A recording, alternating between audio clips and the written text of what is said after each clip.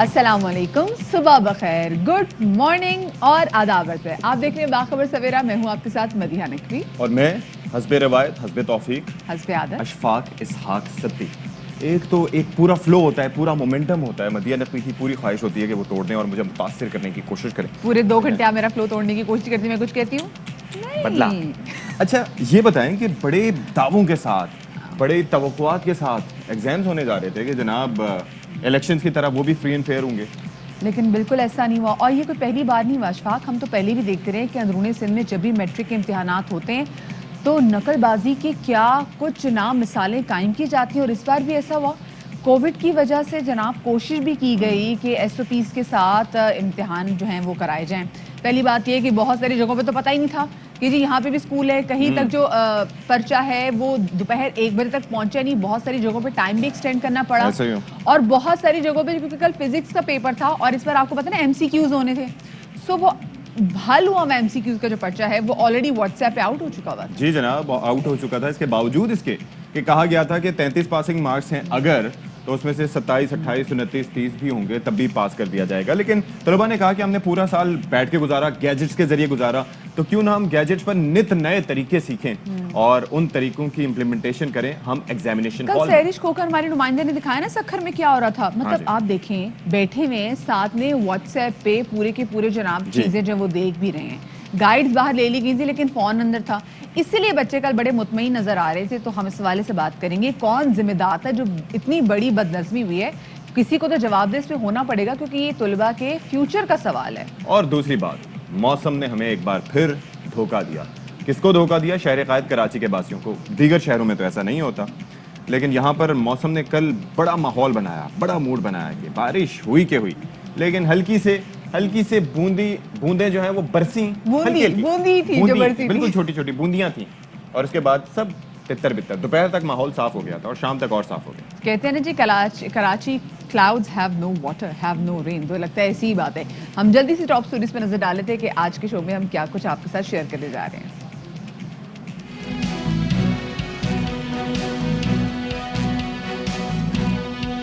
Matric इम्तिहान में इंतजामिया का कड़ा इम्तिहान, तैयारियों के दावे धरे रह गए। कहीं पेपर लीक हुआ, कहीं देर से पहुंचा। अंदरूनी सिंध नकल जोरों पर रही।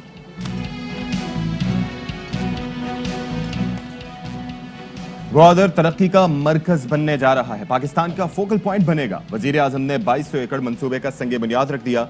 बलोच अस्करियत पसंदों से मुज़ाकरात का इशारा भी दे दिया। 90% लोगों की समझ में अंग्रेजी नहीं आती, उर्दू में तकरीर करते तो अच्छा था। वजीर आजम इमरान खान का वजीर आला बलोचिस्तान को मशवरा।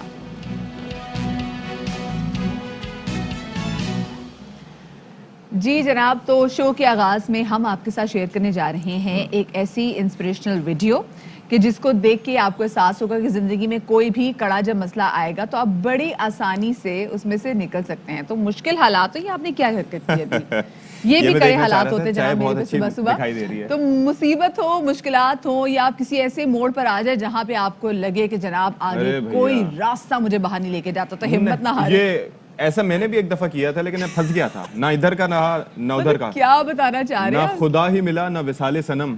तो वो वाली बात है मेरी कि ये बिल्ली तो जाहिर है कि शी इज क्वाइट फ्लेक्सिबल। हाँ, मतलब ये आप देखें ना कि सुभान अल्लाह कि उसका स्ट्रक्चर ऐसा बनाया गया कि वो कितने आराम से इतनी छोटी सी जगह से, जनाब उसने कहा दरवाजा नहीं खुलता, लॉक है, तो व्हाट आप अंदाजा करें यार। हाँ। मतलब मैं तो निकल के दिखाऊंगी, मैं तो आपको निकल के दिखाऊंगी। मदिया आप फंस जाएंगी। नहीं, आप खैर नहीं फंसे, पता नहीं आपको, आप भी कहीं बिल्ली तो नहीं है? मैं फंस गया था। इशफाक बिल्ली। मैं दरवाजे के दरमियान आधा इधर आधा उधर स्पीड में चढ़ जाती है और देखिए ना कैसे कैसे दरवाजों से आराम से निकल जाती है। अब खैर जनाब, अब जरा थोड़े सीरियस मामला के बारे से बात भी करनी है, क्योंकि मामला मुस्तकबिल का। एग्जैक्टली, ये जो मामला है ये हमारे तुलबा के मुस्तकबिल का मामला है। पेपर्स जिसके बारे में पहले तुलबा कहते रहे जी कि कैंसिल ऑल एग्जाम्स, बार बार हैशटैग चलाते रहे, हमसे भी रुजू करते रहे। बहुत सारी जगहों पे हमने बात करने की भी कोशिश की तो उन्होंने कहा जी हमारी तैयारी मुकम्मल नहीं है। और ये वो टाइम था जब बच्चे घर में बैठ के ऑनलाइन क्लासेस भी ले रहे थे और घर पे ही थे, अगर वो घर से बाहर नहीं निकले तो। फिर हमने देखा कि कल सिंध में मैट्रिक का पहला इम्तिहान था, फिजिक्स का इम्तिहान था, लेकिन बहुत सारी जगहों पे इंतजामिया की हमने गफलत देखी कि इंतजामी बहुत ज्यादा थी, बदनज़मी बहुत थी। और उससे कहीं ज़्यादा जगहों पे हमने देखा कि तुलबा माशरे से बड़े मास्टर साबित हो चुके हैं। बदनज़मी का फैक्टर उस वक्त होता है कि जब नज़्म हो, اور نظم کہیں پر ہم نے دیکھا ہی نہیں, کیونکہ نظم و ضبط کی ہمیشہ سے فقدان رہا ہے. پیپرز تاخیر سے نہیں پہنچتے, پراپرلی سیلڈ نہیں ہوتے, ان کو پراپرلی مانیٹر نہیں کیا جاتا. جو انویجیلیٹرز ہوتے ہیں ان کی توجہ کسی اور معاملے پر ہوتی ہے بنسبت اس کے کہ وہ پیپرز پر توجہ دیں. تو ایسے میں طلباء اس کا بھرپور فائدہ اٹھاتے ہیں. اور آپ یہ دیکھیے کہ گزشتہ روز گائیڈز جو طلباء تھے ان سے لے لی گئیں. اس کے بعد یہ بتایا گیا ہماری نمائندہ کی جانب سے کہ جناب بڑے اطمینان سے پیپر دیں گے. تو ہم یہی سوچ رہے تھے کہ اطمینان سے پیپر کیسے دیں گے, تو پتہ چلا کہ ان کے پاس تھے اسمارٹ فونز جس کا انہوں نے بھرپور استعمال کیا. پریپریشن بھی دیکھ لیں کہ کل ایگزیکٹلی ہوا کیا. بہت سارے سینٹرز میں دوپہر 1 بجے تک پرچہ ہی شروع نہیں ہوا. کراچی میں ابو الحسن اصفہانی روڈ پر ایک نجی اسکول قائم تھا. اس کے امتحانی مرکز میں ہونے کا بورڈ انتظامیہ کو علم ہی نہیں تھا کہ بھئی یہاں پہ بھی پرچہ پہنچانا ہے اور یہ بھی رجسٹرڈ ہے. پھر chairman matric board Ashraf Ali Shah کا کہنا ہے کہ پرچہ تاخیر سے پہنچنے کی ذمہ دار سینٹر کے سپرنٹینڈنٹ ہیں اور پرچہ لیک ہونے کی تحقیقات ہوں گی.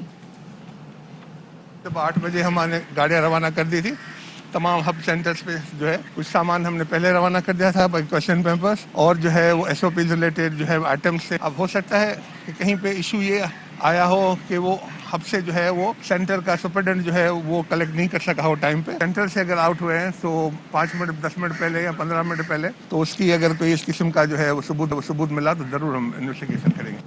اس کے ساتھ ساتھ اندرون سندھ کیا صورتحال رہی وہ تو ہم بیان کر ہی چکے ہیں.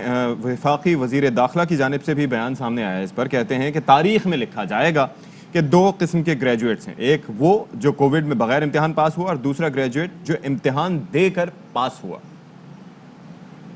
امتحان نہیں دینا چاہتا تو انٹیسری کیا کہے کہ نہ دو. یہ تو بڑا مذاق ہے. تاریخ یاد کرے گی کہ یہ وہ طالب علم ہے جس نے کووڈ کے درمیان گریجویشن کی. یہ وہ ایف اے پاس مجاہد ہے جس نے کووڈ میں بغیر امتحان کے پاس ہوا. 2 گریجویٹ ہوں گے اس ملک میں, ایک کووڈ گریجویٹ ہوگا جس نے امتحان ہی نہیں دیا اور ایک وہ گریجویٹ ہوگا جو پیپر دیتا. بات کریں گے آل پرائیویٹ اسکولز مینجمنٹ ایسوسی ایشن سندھ کے چیئرمین سید طارق شاہ صاحب ہمارے ساتھ موجود ہیں. بہت شکریہ شاہ صاحب آپ کا اپنے میں وقت دیا. یہ بتائے گا کہ کل کے دن جو پہلا پیپر تھا جس کی تیاریوں کے بارے میں اتنی بات کی جا رہی تھی لیکن جو بدنظمی ہے وہ آپ کے سامنے, کون ذمہ دار ہے اس کا؟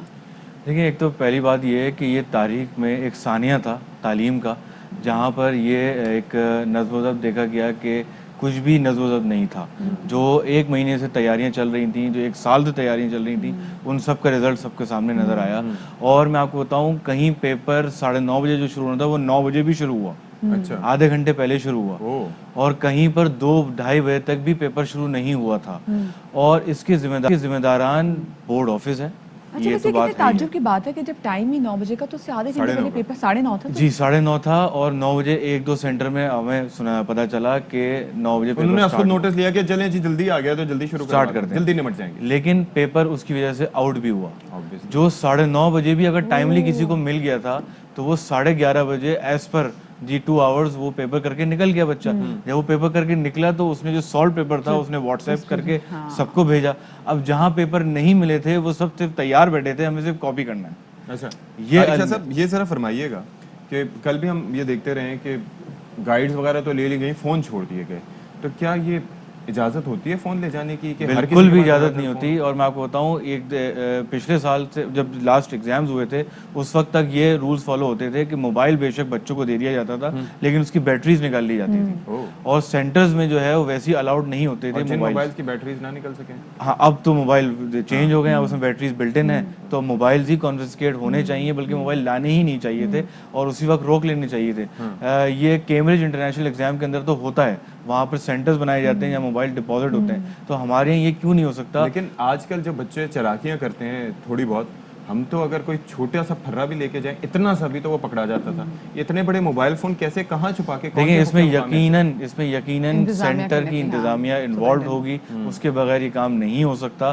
اور اس کے ساتھ میں بتاؤں, دیکھیں 434 سینٹرز تھے, یہاں پر بہت اچھے طریقے سے کنٹرول کیا جا سکتا تھا کیونکہ بڑھانے کی وجہ یہی تھی کہ کم بچے ہوں اور آرام سے ہینڈل ہو جائے. لیکن میں آپ کو بتاؤں یہ قوم کے مجرم ہیں لوگ جنہوں نے پیپر سینٹرز میں نہیں پہنچائے. اور ساتھ میں آپ نے جیسے بات کی کہ بہت بڑا تعلیمی سانحہ تھا, لیکن اس سانحے کے جو متاثرین ہیں نا وہ ان کا بھی بڑا کردار ہے اس سانحے کو اتنا بڑا بنانے میں. جب ہم اسٹوڈنٹس کی بات کریں تو اب آپ کو کیا لگتا ہے, چلے ٹھیک ہے سپرنٹینڈنٹ تو اس میں ملوث ہوں گے, لیکن یہاں پہ آپ کو یہ نہیں لگتا کہ اسٹوڈنٹس کے خلاف بھی یہاں پہ کچھ نہ کچھ ایسا کام ہونا چاہیے, کیونکہ یہ کوئی پہلی بات نہیں ہے, پہلے بھی ہم نے دیکھا اندرون سندھ میں طلباء کیسے چیٹنگ کراتے ہیں. دیکھیں طلباء کو اس میں میں قصوروار شاید اتنا نہ ٹھہراؤں جتنا ان کو شہ دینے والے لوگوں کو ٹھہرانا چاہیے. یعنی کہ ان کے والدین بھی ہو سکتے ہیں بالکل, جو ان کو راستہ دکھاتے ہیں, جو ان کو پروموٹ کرتے ہیں کہ ہاں ٹھیک ہے تم اس طرح کی چیزیں لے جاؤ وہاں سے, جو سینٹر میں ٹیچر سے جا کے بات کرتے کرتے ہیں کہ ہاں جی تھوڑا ہاتھ ہولا رکھنا. بالکل ایگزیکٹلی.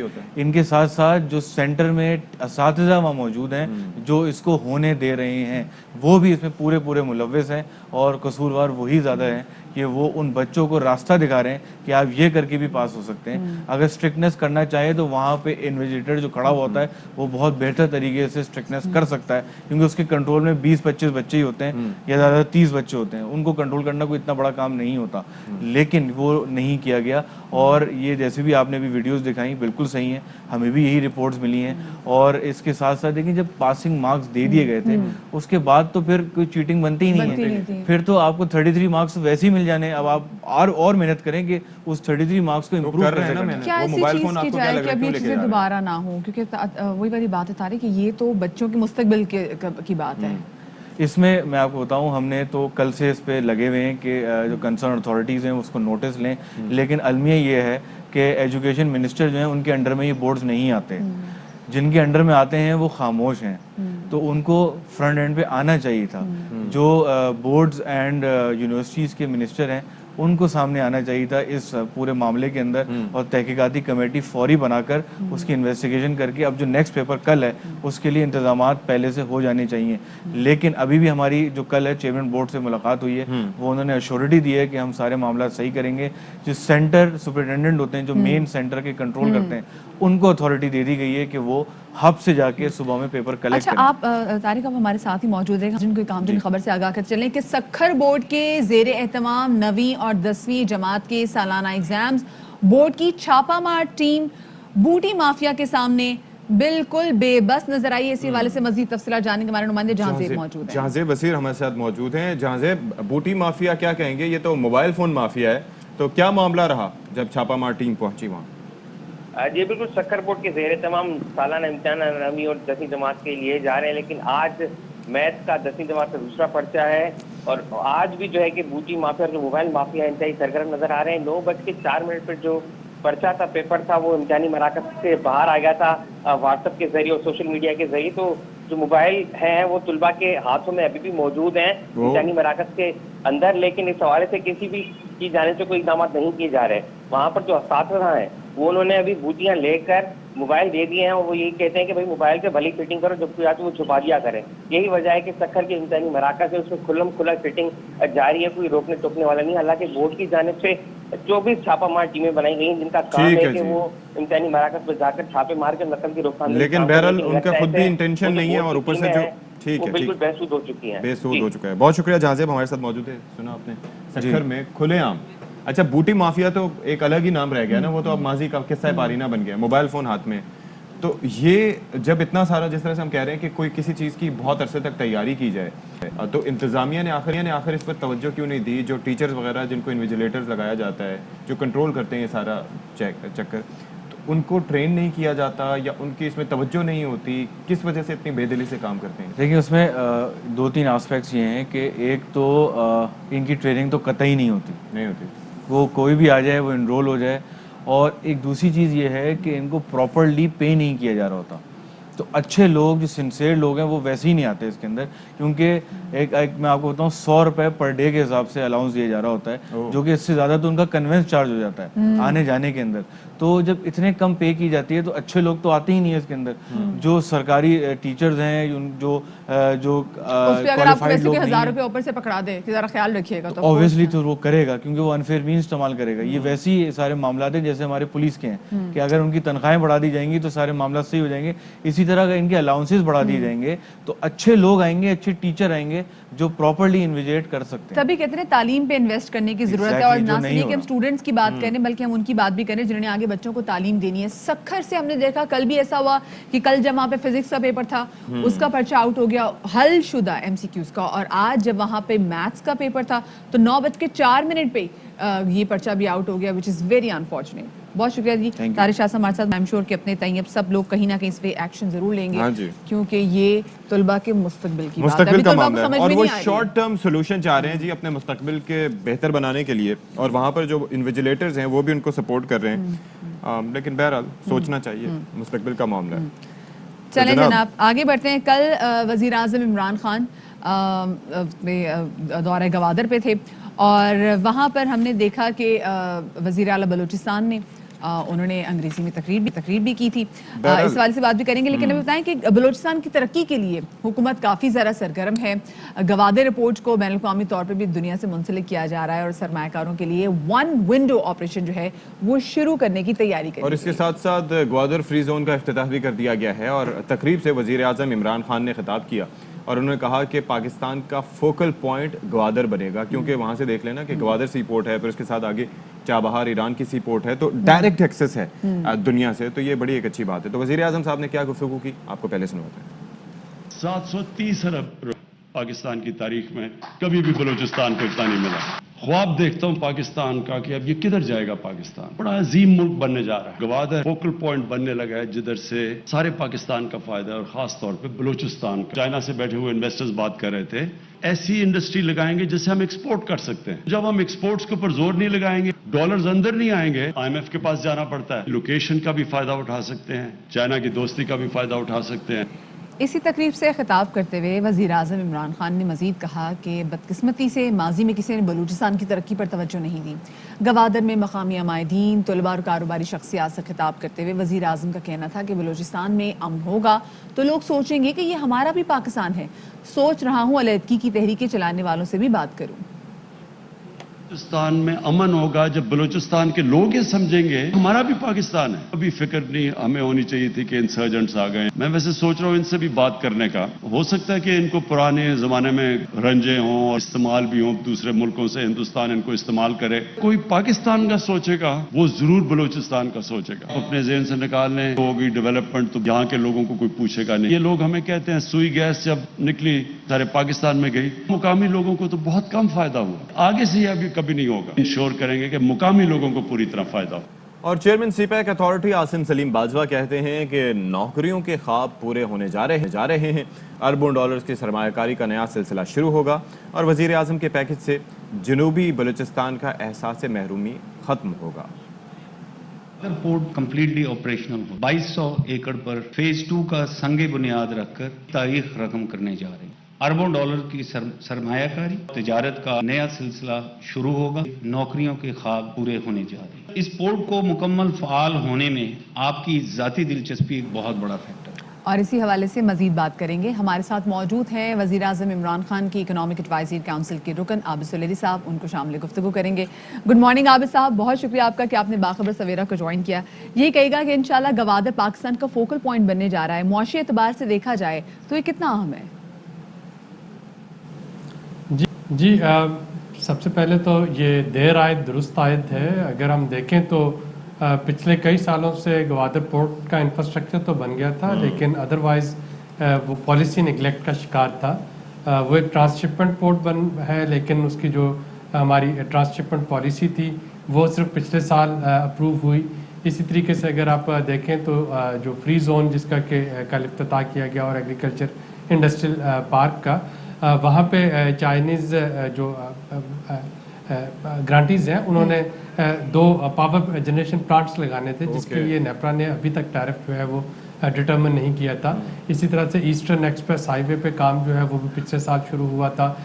جو فریز زون بننے جا رہا ہے اس کے لیے جو ٹیکس مراد تھیں وہ بھی پچھلے سال بجٹ میں دی گئیں. تو اس سے پہلے 7-8 سال یہ ساری چیزیں ہو جانی چاہیے تھی, تاکہ جب گوادر کا انفراسٹرکچر ڈیولپ ہوا تو گوادر پورٹ جو ہے وہ بھی اس کے ساتھ فنکشنل ہونا شروع ہوتا. لیکن جیسا کہ میں نے کہا کہ دیر آج درست آئے, اب ہمیں دیکھنا یہ ہے کہ اس کی جو جیو اسٹریٹجک امپورٹنس ہے اور اس کی جو جیو فزیکل امپورٹنس ہے اس سے بلوچستان کو کس طرح سے فائدہ پہنچایا جا سکتا ہے. اور بیلٹ اینڈ روڈ انیشیٹو کا جو ایک براڈر کنسیپٹ ہے, جو کہ صرف پاکستان اور چائنا ہی نہیں بلکہ دنیا کے باقی ممالک اور خطوں کو بھی کنیکٹ کرتا ہے, اس کو کیسے آگے لے کے جایا جا سکتا ہے.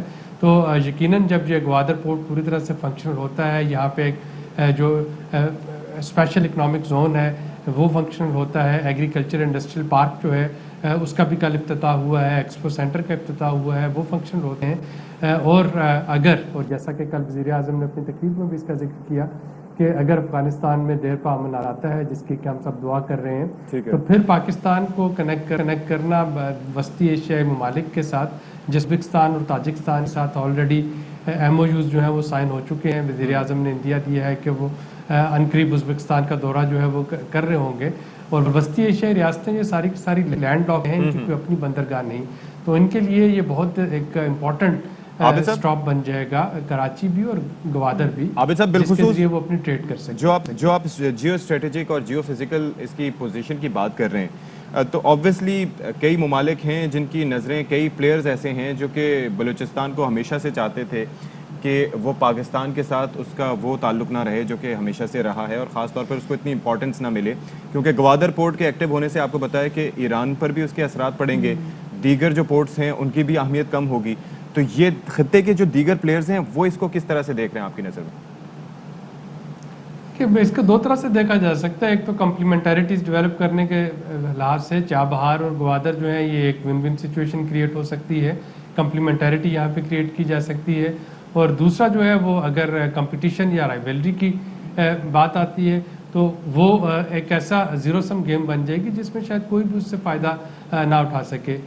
इंडिया जो है, इंडिया तो ज़ाहिरी बात है कि हमेशा से बलूचिस्तान में जो तरक्की है उसकी राह में रोड अटकाता है, और बलूचिस्तान में वो इस्तेमाल करना चाह रहा होता है उसके जोग्राफिकल मार्जिनलाइजेशन को पाकिस्तान के ख़िलाफ़। लेकिन ईरान में क़यादत की तब्दीली के बाद मेरा ख्याल है कि चाइना इस वक्त एक कॉमन डिनोमिनेटर बन सकता है। चाइना देखिए अफ़गानिस्तान में रिकन्स्ट्रक्शन में एक मेजर रोल प्ले कर रहा है, चाइना की पाकिस्तान में इन्वेस्टमेंट, चाइना की ईरान में इन्वेस्टमेंट, चाइना की खत्ते के दूसरे ममालिक में इन्वेस्टमेंट, तो ये वो चीज़ें हैं जो कि एक कॉमन डिनोमिनेटर की शक्ल में सामने आ सकती हैं, और एक विन विन सिचुएशन जो है वो उससे इमर्ज हो सकती है।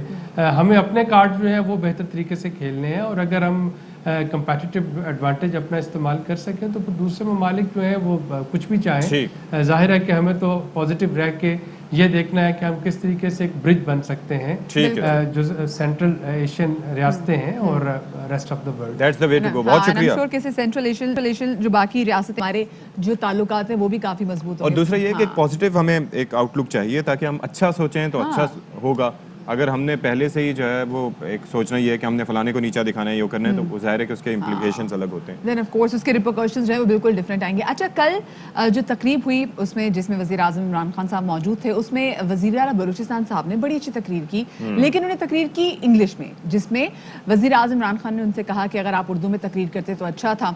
उन्होंने कहा कि जी मतलब अंग्रेज़ी तो 90% लोगों को यहाँ पे समझ में नहीं आती, और बाकी यही बात है कि हमारे यहाँ, और इसलिए मेरे ख्याल से बहुत सारे लोग प्रेशर में आके भी अंग्रेजी बोलने की कोशिश करते हैं, फिर वो मीरा की भी मुझे अंग्रेजी याद आ रही है। जी ऐसा ही है, ऐसा ही है, क्योंकि अंग्रेजी बोलती हैं। वो कहते हैं कि इसका वो असरात अच्छे मुरतब होंगे इम्प्रेस करने के लिए। तो जनाब कल इमरान खान साहब ने क्या कहा था, आपको सुनवाते हैं पहले। जी फिरोज साहब, अगर आपकी तकरीर उर्दू में होती तो 90% पाकिस्तानियों को भी पता चल जाता कि आपने कितनी डेवलपमेंट किया, क्या क्या किया और क्या क्या हो रहा है। हमारे 90% को तो नहीं समझ आती।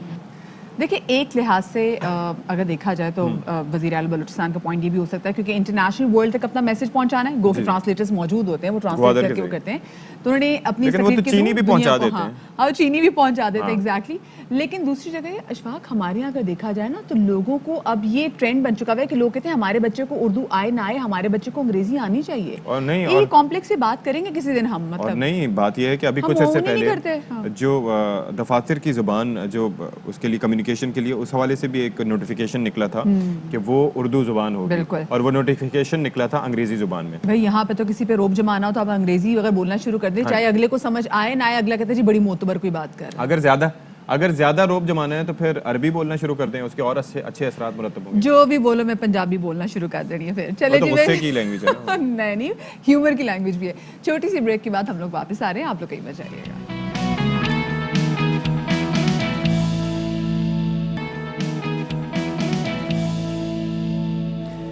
जी, तो welcome back after the break. और आज के दिन हम एक ऐसी वर्किंग वुमेन के हवाले से बात करेंगे जो कि 24/7 काम कर रही होती है, लेकिन उसके बावजूद इतनी वो एफर्ट डाल रही होती है, ना उसकी नींद प्रॉपर होती है, और मुसलसल जैसे जैसे घड़ी चलती रहती है उसके भी काम चलते रहते हैं, लेकिन उसके बावजूद एग्जैक्टली यस उसके बावजूद हम उसको किसी भी गिनती में शुमार नहीं करते. हम बेसिकली बात करें उन खवातीन की जो कि घरों में होती हैं, जिनको जो हाउस वाइफ्स होती है, क्योंकि हम ये कह रहे थे जी वर्किंग वुमेन तो फिर बाहर से जाके काम कर रही हैं. जो हाउस वाइफ्स है जो घर पे बैठी हैं, तुम लोगों ने क्या काम करना है बताओ.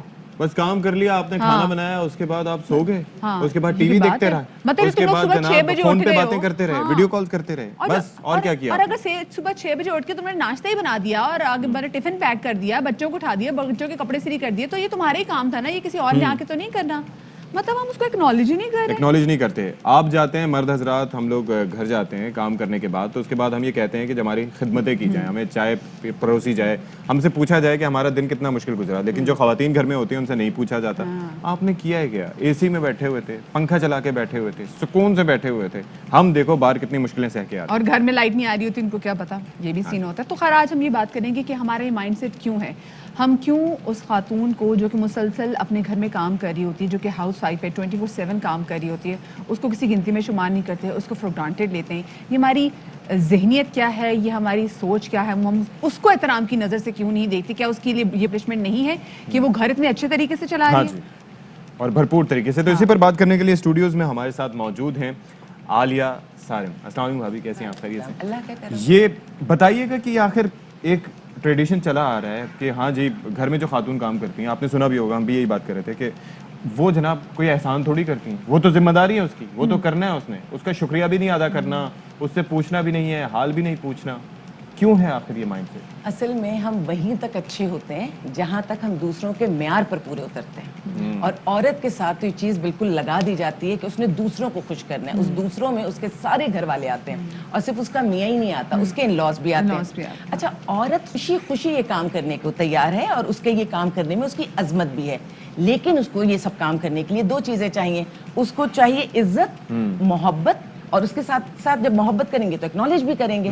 हमारी सोसाइटी ने एक्नॉलेज करना कम कर दी है. बल्कि उन्होंने जो भी आप डिस्कस कर रहे थे कि हम कहते हैं घर में रहती क्या करती है, आप सल्लल्लाहु अलैहि वसल्लम ने कहा कि जो औरत घर में रह के घर का काम करती है वो जिहाद करती है. ठीक है. और अगर औरत घर का काम नहीं करती तो क्या पड़ोस से कोई आके घर का काम करके देता है? औरत का सिर्फ बच्चे को जन्म देना, औरत का उसकी परवरिश करना, उसको दूध पिलाना, औरत तो अपनी पूरी जान ही दे देती है, हस्ती दे देती है, जिंदगी दे देती है. तो इस किस्म के सवालात वही करते हैं कि जैसे कहते हैं ना, मोहब्बत, वफादारी, ये बहुत महंगा तोहफा है, ये सस्ते लोगों से मिला नहीं करता. तो वो मर्द जो हमारे वक्त में, जैसे हम अभी बात भी कर रहे थे कि हमारे जो वालिद थे, हमारी जो पिछली नस्ल थी, बेहतरीन थी, आज भी बहुत बेहतरीन है, लेकिन कहीं ना कहीं कंफ्यूज हैं. वो लोग मर्द की कमाई में बरकत होती है, मैं खुलकर ये बात कहती हूँ कि मर्द की कमाई में बरकत होती है, लेकिन औरत की घरदारी में बरकत होती है. तो आप कोई कंपैरिजन नहीं कर सकते. वो बाहर का बादशाह है, ये घर की मलिका है. आपने कंफ्यूजन पैदा की है जिससे ये सवाल. लेकिन आलिया भाभी ऐसा क्यों? हमने तो अगर देखा जाए जनाब फातिमा तो ज़हरा की अगर मिसाल देखें तो जो मौला कहना जब घर आते थे तो उसके बाद वो भी घर के काम करते थे. कहीं ऐसा नहीं था कि नहीं जी अगर वो बाहर से आए हैं, कोई मेहनत मशक्कत करके आ रहे तो घर आके वो घर का काम नहीं करेंगे. अगर वो चक्की पीसी तो वो भी साथ में अनाज वो भी चुन रहे हैं. हमारे यहाँ ये एग्जाम्पल्स देखने में क्यों नहीं आती? हमने क्यों ये समझ लिया है कि एक तबका जब समझता है कि जी औरत सिर्फ घर के काम करेगी और मर्द क्योंकि बाहर काम करेगा तो मर्द घर में काम नहीं कर सकता, उसकी इज्जत और उसके अना को नुकसान पहुंचेगा इससे. ऐसा नहीं होता. मर्दों के लिए हुक्म तो ये है कि आप बाहर से जब घर के अंदर दाखिल होंगे, आप सरबराह हैं, आप मर्द हैं, आप हमसे, हमारे एक ना से कहना चाहिए, हमें लेकर हमारी रहनुमाई करने वाले हैं. आप जब घर में दाखिल होंगे आपके चेहरे पर मुस्कुराहट होनी चाहिए. बाहर की जिम्मेदारियां, परेशानियां अपने बाहर छोड़नी है. और फिर औरत की जिम्मेदारी है कि जैसे वो घर में दाखिल होगा वो भी मुस्कुरा के मिलेगी, वो पहले पानी देगी, खाना पूछेगी, घर के माहौल को नॉर्मल करेगी. म्यूचुअल है. लेकिन हमने औरत पर जिम्मेदारी इतनी ज्यादा डाल दी. और एक पॉइंट जो मैं इस वक्त उठाना चाहती हूँ कि वो प्यारी माएँ, वो प्यारी बहनें, वो प्यारी औरतें जो घर में बैठकर अपनी जिंदगी डॉक्टर हैं, इंजीनियर हैं, बहुत पढ़ी लिखी हैं, सब खत्म करके अपना मुस्तकबिल, वो अपने बच्चों का मुस्तकबिल बनाती हैं. जब आप उनसे बात करते हैं कि आप क्या करती है, मैं तो कुछ नहीं करती, फिर एकदम बड़ी खुश होकर कहती है मेरे मियाँ वहां जॉब करते हैं, उन्हें इंक्रीमेंट मिला है, उनकी तरक्की हुई है. फिर कहती है मेरा बच्चा फलाने स्कूल में है, यूं टॉप करता है. अपने आप को मिटा दिया उन्होंने. लेकिन इसमें एक पॉइंट और मुझे ऐड करने दीजिएगा. मिटा दिया, लेकिन जब आपने उन्हें एक्नॉलेज नहीं किया ना और उन्हें लगा सिर्फ पैसा कमाने में इज्जत है, तो वो औरतें जो घर में बैठना भी भी चाहती थी वो भी घर से बाहर निकल आई। क्यों आज घर में बैठी हुई खवातीन के अचीवमेंट्स को सेलिब्रेट नहीं करते? अगर आपके बच्चा बहुत अच्छा तरबियत याफ्ता है तो ऑफ कोर्स इसमें माँ का जो है वो बहुत बड़ा हिस्सा है। एक बच्चा जब अच्छा है तो बाप का, बुरा है तो माँ का, या ये वाइस भी वर्सा ऐसा डिफरेंशिएट होता किया है? जाता है। तो हम क्यों नहीं इन छोटी छोटी चीज़ों को सेलिब्रेट करते? जितनी घर में खवातीन है, जिसने सुबह उठ के अपने मियाँ अपने बच्चों को एक टाइम पे दफ्तर भी भेज दिया, स्कूल भेज दिया, फिर दोपहर में उनका ख्याल रखते हैं उनके खाने पीने का, फिर रात में उनके खाने पीने का ख्याल, सबसे आखिर में वो सो रही सबकी चीज़ें तैयार करके। तो ये छोटी छोटी चीज़ें हैं जिसको मेरे ख्याल से सेलिब्रेट करना चाहिए, घर वालों को भी चाहिए करना चाहिए। मैं शेर में कह देती हूँ क्योंकि टाइम कम होगा। तो जब मैं किसी औरत से बात करती हूँ तो मैं कहती हूँ जहाँ सवालों के बदले सवाल होता है वहीं से मोहब्बतों का जवाल होता है। किसी को पा लेना एक हुनर ही सही, किसी का बन के रहना कमाल होता है। लेकिन पता है उसके जवाब में औरतें क्या कहती हैं? मेरी सारी जिंदगी को बेसमर उसने किया, जिंदगी तो मेरी थी, इसको बसर उसने किया। देखिए ये कॉन्फ्लिक्ट हमारी सोसाइटी में है और ये कॉन्फ्लिक्ट हो ये हमारा अच्छा बड़े मजे की बात है, ये मेरे माशरे की औरत का कॉन्फ्लिक्ट है ही नहीं। इसको दिखाया जा रहा है, ऐसे प्रोजेक्ट किया जा रहा है, लेकिन ये मेरे माशरे का कॉन्फ्लिक्ट नहीं है। मेरे माशरे का कॉन्फ्लिक्ट सिर्फ एक है, औरत को इज्जत दे दो और औरत को मोहब्बत दे दो। और घर की औरत को बाहर की औरत को घर की औरत पर तरजीह ना दो। ये कहना कि मेरे साथ ऑफिस में जो काम करती है भाई वो ऑफिस वर्क पे आई है, वो अपनी वर्क प्लेस पे वो बहुत अच्छे तरीके से आई होगी। घर की अगर खातून है वो किचन में बना रही है, आप उसका कंपैरिजन ना करें। कंपैरिजन तो लेस की बदबू आ सकती है। एक और एस्पेक्ट जो है कि इसमें जो घर में मौजूद सीनियर खवातीन होती हैं उनका किरदार कितना होता है। मिसाल के तौर पर एक बहू आई है, बेटा उसके साथ अच्छा चलना चाह रहा है, लेकिन बाज़ औक़ात माएँ होती हैं कहती हैं मेरा बेटा ये नहीं करेगा। अच्छा बेटा बाज़ औक़ात हेल्प आउट करना चाह रहा होता है, लेकिन वो माँ कहती है कि नहीं तुमने ये नहीं करना, तुमने वो नहीं करना, सारी उम्र उठ के पानी खुद नहीं पिया। इसमें जो खवातीन हैं उनका किरदार कितना होता है कि वो इस सारे प्रोसेस को मुतासिर करने की कोशिश करती हैं, इंटेंशनली और अनइंटेंशनली? मुनाफिकत बहुत है, डबल स्टैंडर्ड्स बहुत हैं। मैं अपनी बेटी के लिए कुछ और सोचूंगी, दूसरी की बेटी के लिए कुछ और सोचूंगी। लेकिन अगर मैं अपनी वालदा की एक बात बताऊं, मेरी वालदा मुझसे ज्यादा मेरी भाभीियों को प्यार करती थी। तो कभी कभी और बहुत इतना कर देती थी कि मुझे लगता था कि मुझे प्रेशराइज कर रही हैं। एक दफा दावत में आ रही है, बिल्कुल एंड में आ रही है और अम्मी कह रही सब कुछ फ्रेश लगाओ। मैंने कहा अम्मी इनको पता था ना कि भाई ये टाइमिंग है तो लेट हो गई है। अम्मी कहती थी नहीं ये तुम्हारे घर की इज्जत है, ये तुम्हारे भाई की इज्जत है, लगाओ। और मैं लगाती थी। तो माँ का किरदार तो ये वाला होता है। और एक दिन मैंने अम्मी को कहा अम्मी मैं आपकी बेटी हूँ, ये वो आपकी बेटी है। किसी बात पे बहुत ज्यादा उन्होंने फेवर कर लिया था। मेरी माँ ने कहा आलिया ये तुम्हें लगता है, मैं आज उससे मोहब्बत कर रही हूँ, फेवर कर रही हूँ क्योंकि तुम भी किसी के घर पर हो। मैं इससे मोहब्बत करूंगी, अल्लाह तुम्हें वहां से मोहब्बत दिलाएगा। और मदिया मेरी सास ने वो मोहब्बत की आज दुनिया में नहीं है। मेरा कोई तस्करा खत्म ही नहीं होता। मेरी एक देवरानी थी, उनके यहाँ यही बात होती है ना। देखिए ना पावरफुल खवातीन है ना दूसरी खवातीन को एम्पावर करती हैं और अपना ज़र्फ बताती हैं। सिर्फ मेरी सास वो वाहिद खातून थी जिन्होंने उसको ये कहा कि तुम्हारे पास औलाद नहीं होती, मैं तुम्हारे साथ हूँ। आपने जिन सासों की बात की है औलाद ना हो तो झट कहती हैं इसको तलाक दो दूसरी शादी करो। तो जिनके साथ मैंने वक्त गुजारा है, जिनको मैं अपनी सोसाइटी की औरत मानती हूँ, जो मैं अपने शेल्टर होम में तरबियत देती हूँ, उस तरबियत में औरत कुर्बानी भी देगी, वफादारी भी करेगी, मोहब्बत भी करेगी, लेकिन बदले में आपसे चीजें मांगेगी। और इन तमाम तर चीज़ों को जनाब हमें सेलिब्रेट करना चाहिए। हम हमारी तमाम तर माएँ जिन्होंने अब हमारी वजह से अपने करियर को आगे प्रोलॉन्ग नहीं किया और घर बैठ के हमारे लिए तमाम तो चीज़ें करते नहीं, आपको हमारी तरफ से बहुत सलाम। आलिया भाभी आपका एक बार फिर से शुक्रिया कि आप हमारे शो में आई। हम एक छोटी सी ब्रेक की तरफ जा रहे हैं, हमारे साथ रहिए। बिल्कुल छोटी सी।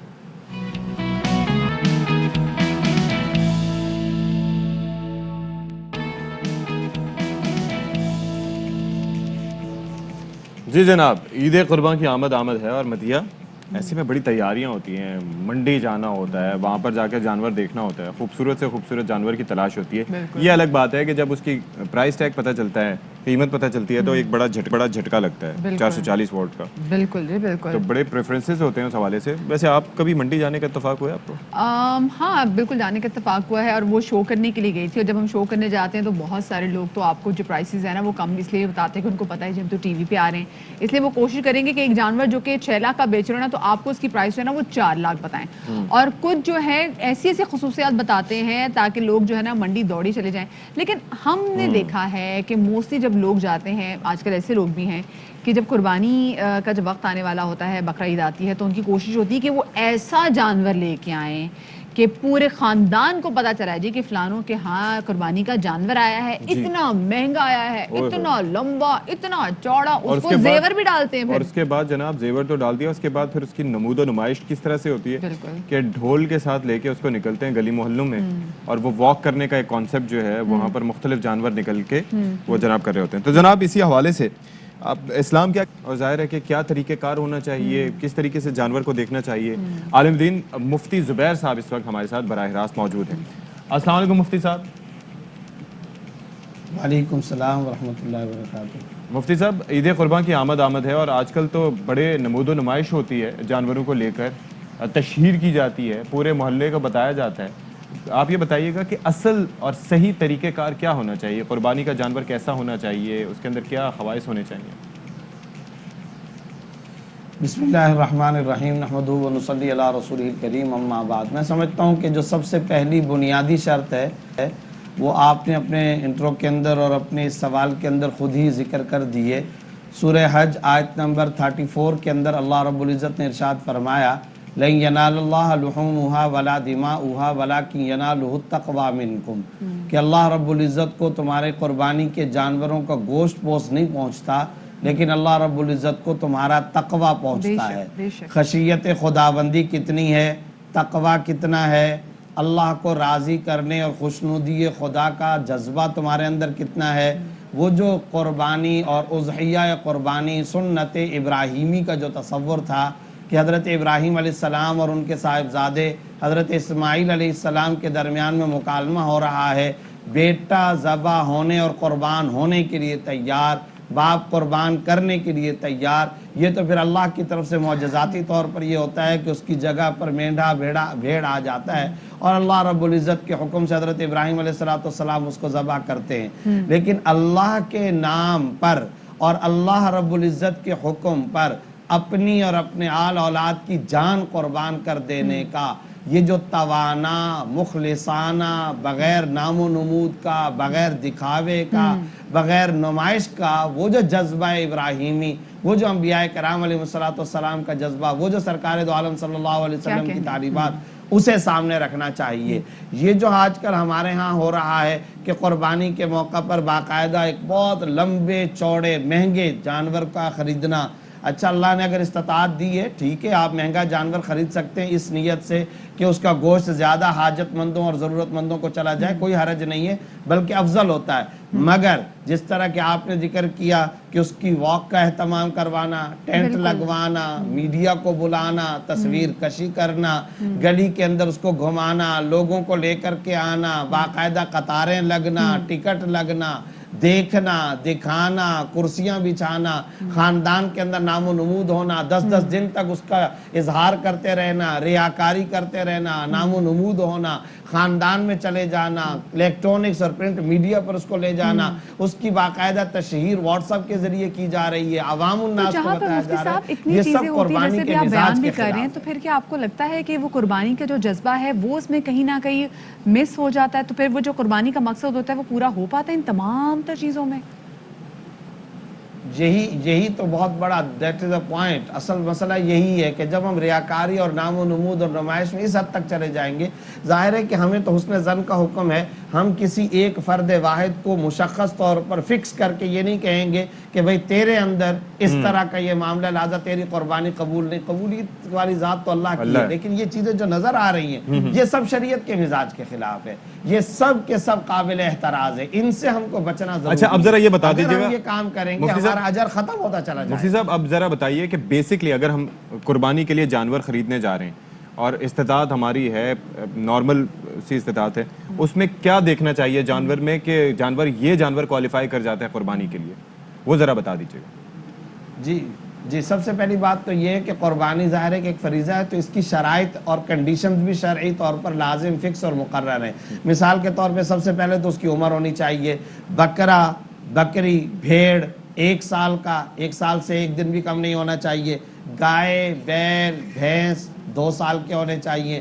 اونٹ 5 سال کا ہونا چاہیے. یہ جتنے میں نے جانور بتائے ان میں سے جو ان کی عمریں ان سے 1 دن بھی کم نہیں ہونا چاہیے. البتہ بھیڑ اور دمبے کے بارے میں شریعت کا قانون یہ ہے کہ اگر وہ 6 ماہ کا ہو, 6 ماہ سے 1 دن بھی کم نہ ہو, 6 माह का हो और देखने में इतना फरबा ताज़ा मोटा मालूम हो कि अगर उसको बाकी भेड़ों दुम्बों के अंदर डाल दिया जाए तो वो उनसे कमतर मालूम ना हो, तो भेड़ और दुम्बे के अंदर ये गुंजाइश मौजूद है कि 6 माह वाले की भी कुर्बानी शरअन दुरुस्त हो जाएगी। उम्र के एतबार से इन तमाम शराइत का तमाम जानवरों के अंदर लिहाज रखना जरूरी है। 5 किस्म के जानवर हो गए, बकरा, बकरी, भेड़, दुम्बा, ऊंट, बैल, भैंस, इन जानवरों की कुर्बानी ठीक की है जा सकती है और इनकी ये उम्रें होना शर्त है। बहुत शुक्रिया मुफ्ती साहब, आपने बड़ा मुफत कॉम्प्रिहेंसिवली तमाम तर चीज़ों के हवाले से बात की और लोगों को ज़ाहिर है कि इस पे गौर करना चाहिए क्योंकि ये शरई मामला है। बिल्कुल जी, यहाँ पर हम ले लेते हैं एक छोटी सी ब्रेक, कहीं में जाएगा, ब्रेक के बाद मिलते हैं।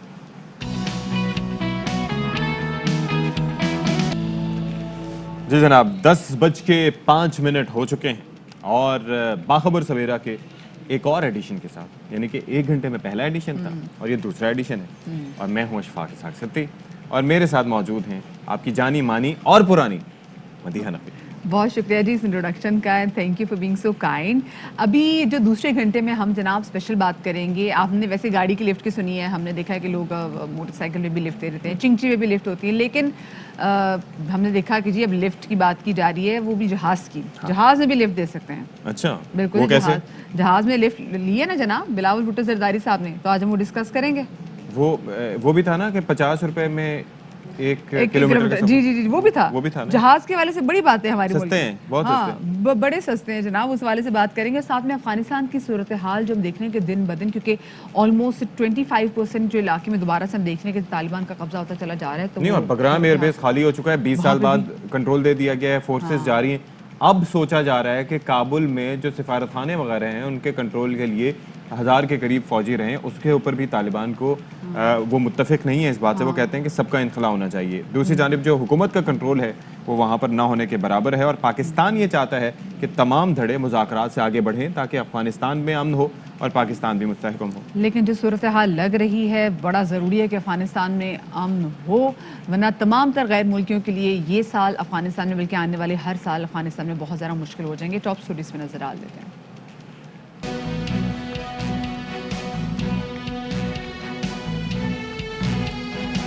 सरकारी तैयारे का इस्तेमाल, सिंध में पीपल्स पार्टी और तहरीक इंसाफ एक बार फिर आमने सामने। पीटीआई ने बिलावल की हुकूमती तैयारे के इस्तेमाल पर सवाल उठा दिया। शाजिया मरी का कहना है कि पार्टी चेयरमैन तैयारे में सिर्फ लिफ्ट लेते हैं।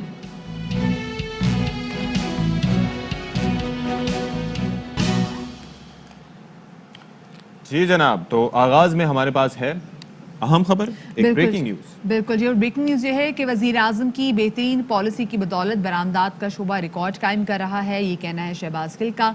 माली साल 2021 में अमेरिका के लिए बरामदात 39% इजाफे से 5.2 अरब डॉलर हो गई और माली साल 2020 के दौरान अमेरिका के लिए बरामदात 3.7 अरब डॉलर थी। और जनाब शहबाज गिल साहब मजीद फरमाते हैं कि तारीख में पहली मरतबा अमेरिका को हमारी बरामदात 5 अरब डॉलर से ज़ायद हो गई हैं और 2021 में बैंकों की ऑटो फाइनेंसेस 41% इजाफे से 297.5 अरब पर पहुंच गई है और एक जानिब मुल्क तरक्की की राह पर गामजन है और कारोबार और मईशत के हवाले से मुस्बत खबरें आ रही हैं। दूसरी जानिब करप्ट अपोजिशन आवाम के मनोरंजन में मसरूफ़ है। तो ओवरऑल अगर हम इस ट्वीट की बात करें तो इसके अंदर जो चीज़ें बताई गई हैं वो खासी खुशाइंद हैं। वैसे तो 24 अरब डॉलर की हमारी बरामदात हैं, उनको मजीद बढ़ने की तवक्को है, उम्मीद है और तभी हम एक्सपोर्ट सरप्लस में आ सकते हैं, बिल्कुल ट्रेड सरप्लस में। और हम ज़रा बात कर लेते हैं अफगानिस्तान की सूरत हाल के हवाले से, जहाँ गैर मुल्की अफवाज के इनखला के बाद हर गुजरते दिन के साथ सूरत हाल बड़ी संगीन होती चली जा रही है और रिपोर्ट के मुताबिक अफगान तालिबान की 25% अफगानिस्तान पर कंट्रोल के बाद पेशकदमी जारी है। 13 अजला पर कब्जा कर लिया गया और पसपाई के बाद 1000 से जायद फौजी लड़ाई छोड़कर ताजिकिस्तान फरार हो गए हैं जनाब। और हामिद करजाई साहब जो कि बड़े कलीदी इत्तेहादी थे, सदर रह चुके हैं अफगानिस्तान के और बड़े पावर प्लेयर रहे, इन्फ्लुएंशियल रहे और अमेरिका के सपोर्टर रहे, वो कहते हैं अब कि अमेरिका ने अफगानिस्तान में कामयाबी और ईमानदारी से जंग नहीं लड़ी और कहा कि दोबारा अमेरिका अफगानिस्तान आया तो खैर मकदम नहीं करेंगे। बिल्कुल जी, साबिक अफगान सदर इससे पहले भी अमेरिका की अफगान पॉलिसी पर तनकीद कर चुके हैं। गुज़िश्ता माह उन्होंने अफगानिस्तान में अमेरिका को नाकाम मुल्क करार देते हुए कहा था कि उसने वहाँ रुसवाई और शर्मिंदगी के सिवा कुछ नहीं किया। उधर वज़ीर आज़म इमरान खान का कहना है कि अमेरिका अफगानिस्तान पर उलझन का शिकार है जबकि भारत वहाँ सबसे बड़ा लूजर है। سب کو خدشہ ہے افغانستان میں امن ہو. ہم سب جو ہمسائے ہیں افغانستان کے, ہم سب کوشش کریں کہ وہاں ایک پولیٹیکل سیٹلمنٹ ہو, وہاں انتشار نہ ہو, وہاں سول وار نہ ہو. اور اس کا نقصان یہ ہوگا, افغانستان کو تو خیر سب سے زیادہ نقصان ہوگا, لیکن نیبرز کو بھی ہوگا. ریفیوجیز کے علاوہ جو ساری ٹریڈنگ لنک ہے ہماری سینٹرل ایشیا سے, وہ سب متاثر ہو جائیں گے. ہمارے پاکستان کے لیے ہماری پوری کوشش ہے سارے نیبر سے بات کریں, طالبان سے بھی بات کریں کہ کسی طرح ایک پولیٹیکل سیٹلمنٹ ہو جائے. اور اس وقت ہم آپ کو براہ راست لیے چلتے ہیں لاہور, جہاں پر لاہور ہائی کورٹ کے نئے چیف جسٹس کی حلف برداری کی تقریب اس وقت جاری. And faithfully in accordance with the Constitution of the Islamic Republic of Pakistan.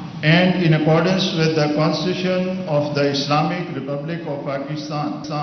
And the law. And the law. That I will abide by the code of conduct.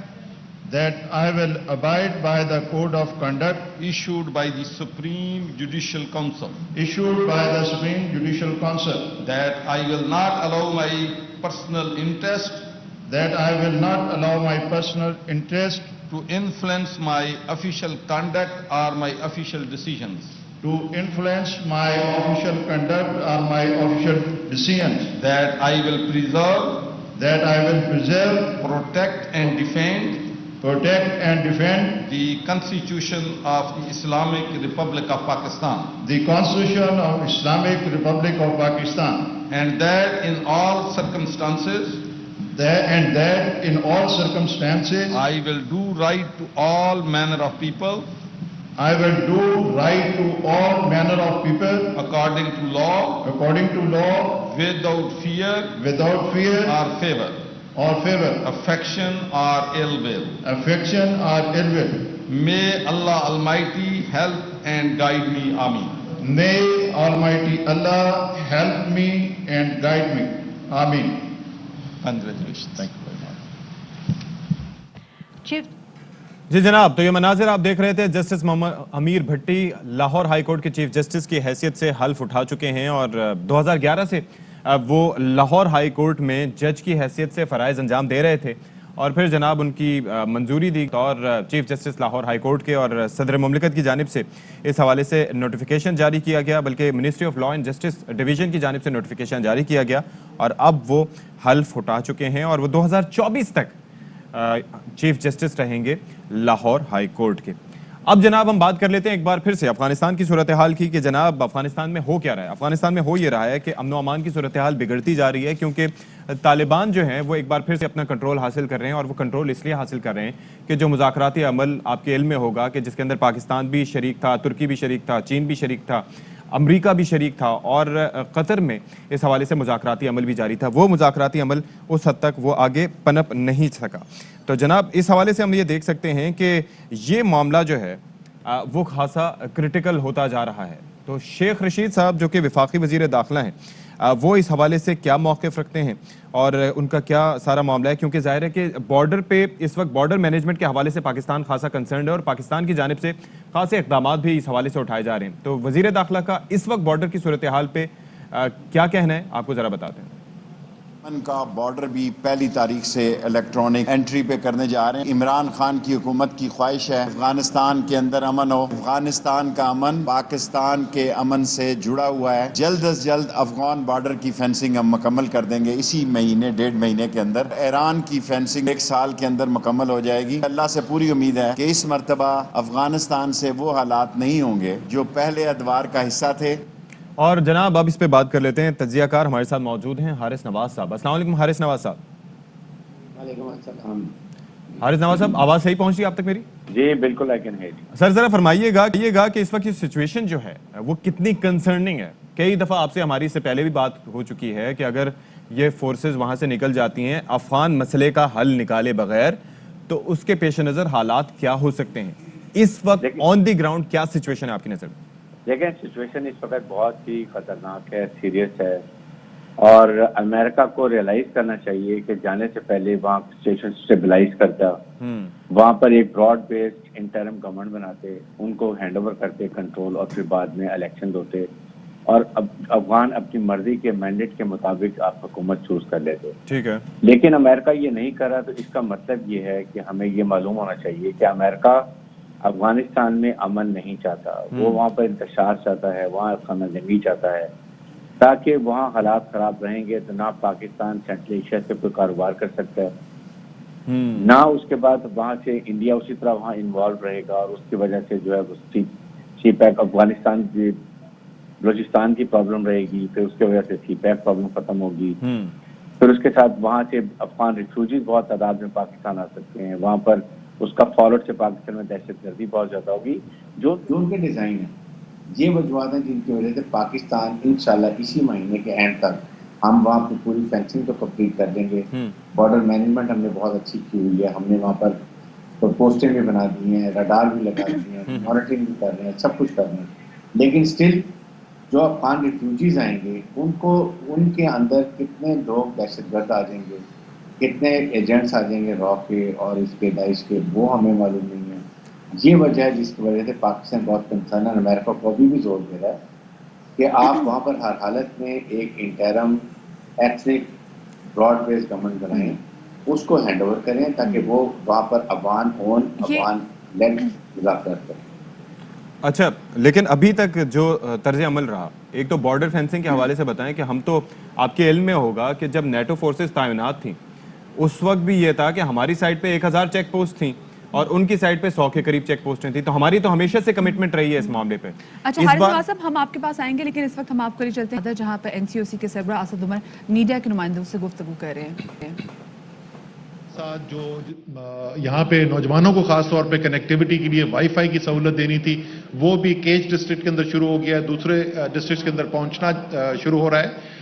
اور ٹوٹل بلوچستان کے لیے اس وقت وفاقی پی ایس ڈی پی جو programme ہوتا ہے، جو ترقیاتی، وزیر اعظم کو بتایا گیا کہ 1200 ارب روپے سے زیادہ کے منصوبے ہیں، اور پاکستان کی تاریخ میں جتنا ترقیاتی کام اس وقت بلوچستان کے لیے وزیر اعظم عمران خان کی ہدایات کے مطابق کیا جا رہا ہے، آج تک پہلے نہیں ہوا. اور یہ سارا کام جو ہے وہ ظاہر ہے بلوچستان حکومت کے ساتھ شراکت کے ساتھ ہو رہا ہے. چیف منسٹر جام کمال کا اس میں بڑا ایک، اور یہ انہوں نے بھی اس بات کا ذکر کیا اپنی اسپیچ کے اندر کہ جیسا کام وزیر اعظم عمران خان کے ہوتے ہوئے بلوچستان کے لیے کیا جا رہا ہے، آج تک کبھی تاریخ میں نہیں ہوا تھا پہلے. تو جناب یہ تھے وفاقی وزیر اسد عمر اور این سی او سی کے سربراہ، جو کہ گوادر کی تعمیر و ترقی کے حوالے سے بات کر رہے تھے، اور ہمارے ساتھ موجود ہیں حارث نواز صاحب، ان سے ہماری گفتگو جاری تھی. حارث نواز صاحب، میرا سوال آپ سن چکے ہوں گے کہ جناب ہماری کمٹمنٹ تو ہمیشہ سے رہی ہے، جب سے ہم اس جنگ میں وار اگینسٹ ٹیرر میں پڑے اس سے لے کے ہماری کمٹمنٹ رہی ہے کہ افغانستان پیسفل ہونا چاہیے، اور ہماری کمٹمنٹ تھی کہ ہماری سائڈ پہ 1000 چیک پوسٹیں تھیں، اس سائڈ پہ کم تھیں. اس بار دوسری جانب سے کوئی سچویشن میں بہتری آپ کو دکھائی دے رہی ہے؟ دیکھیں ہماری کمٹمنٹ ہمیشہ سے یہ رہی ہے کہ افغانستان میں امن ہو، افغانستان میں اچھی حکومت ہو، اور وہاں پر بالکل پاکستان میں اس کے اثرات جو ہیں وہ پازیٹیو ہوں بلکہ نیگیٹو نہ ہو. لیکن امریکہ کے کوئی ڈیزائن نہیں تھے، امریکہ وہاں پر افغانستان میں امن قائم کرنے نہیں آیا تھا. امریکہ وہاں پر آیا تھا سینٹرل ایشیا، وہاں پر سینٹرل ایشیا کے ماؤتھ پر آگے بیٹھ گیا تھا. وہاں سے وہ چائنا کو مانیٹر کر رہا تھا، ایران کو کر رہا تھا، پاکستان کے نیوکلیئر تھریٹ کو کر رہا تھا. پاکستان میں چاہتا تھا کہ پاکستان میں امن نہ ہو، جبکہ پاکستان کی مسلح فوج نے پورے ملک سے دہشت گردی بڑے پروفیشنل طریقے سے ختم کر لی. لیکن یہی ایشو ہے جس کی وجہ سے وہ چاہتے ہیں کہ اب جہاں پاکستان میں دوبارہ وہ فال آؤٹ آ جائیں. پاکستان بلوچستان میں جتنے حالات خراب رہیں گے اتنا ہمارا سی پیک منصوبہ جو ہے وہ ڈیلے کا شکار ہوگا.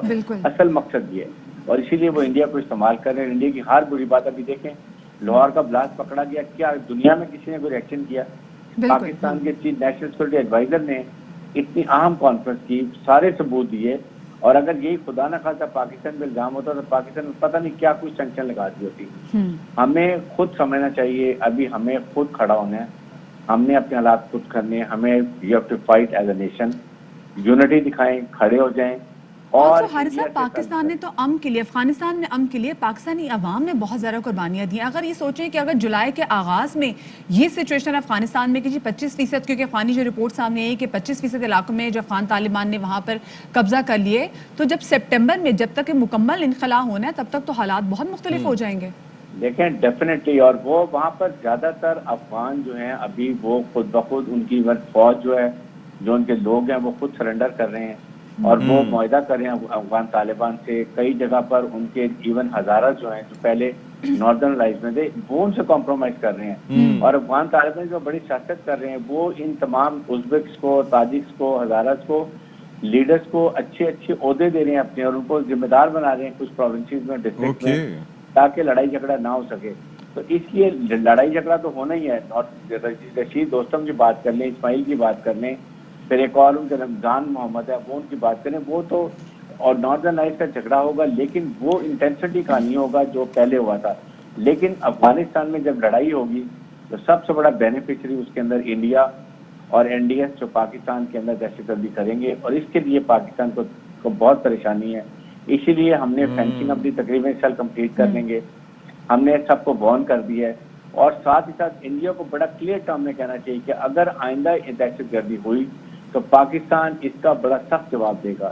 دیکھیں جب تک ہم وہاں ان کی کمرشل فلائٹ بند نہیں کرتے ہیں, انڈیا میں سفارت خانہ اور کام نہیں کرتے ہیں, اپنے فوجی تک تھوڑا سا ہم آفینسو پوسٹر لے کے جائیں گے تو دنیا کہے گی دو ایٹمی طاقتیں آپس میں لڑنے کے لیے تیار ہیں. بالکل یہاں پر بڑے مؤثر اور مربوط حکمت عملی کی ضرورت ہے. بہت شکریہ جی. دفاعی تجزیہ کار حارث نواز ہمارے ساتھ موجود. واقعی بہت زیادہ امپورٹنٹ ہے کہ اگر حالات ایسے ہی رہے تو آپ سوچیں کہ بعد مڈ آف سپٹمبر افغانستان کے کیا حالات ہوں گے. افغانستان کے حالات خراب ہوں گے تو آف کورس پاکستان سب سے زیادہ سفر کرے گا. پاکستان سب سے زیادہ سفر کرے گا کیونکہ ہمیں اپنے 2 بارڈرز پہ نظر رکھنی ہوگی جو کہ پہلے ایسا نہیں ہوتا جی, but no body acknowledges that. اچھا اب جناب بات کر لیتے ہیں ایک بیسک سی چیز کی. کبھی مدیہ, خیر آپ سے تو نہیں پوچھوں گا, کبھی ظاہر ہے کہ اتفاق ہوتا ہے انسان سڑک کے کنارے کھڑے ہو کے کسی سے لفٹ مانگ لیتا ہے, کبھی بائک پہ بیٹھ گیا, کبھی گاڑی پہ بیٹھ گیا. تو اصولاً یہ ہوتا ہے کہ اگر فرض کریں کہ کسی بھی جگہ آپ کو لفٹ ملتی ہے تو اس کے اندر آپ کی اتنی پریسٹیج نہیں ہوتی, آپ بیچارے کہیں کونے میں بھی اٹک گئے, لٹک گئے, تو آپ غنیمت جانتے ہیں کہ چلو جی ہم نے سفر کر لیا. لیکن ایک ایسے شخصیت کی ہم بات کرنے جا رہے ہیں کہ جن کو ایک ایئر کرافٹ میں لفٹ ملی, اور جناب لفٹ بھی ایسے ملی کہ وہ جناب سب سے بڑی اور سب سے اچھی نشست پر ان کو بیٹھنے کا موقع ملا.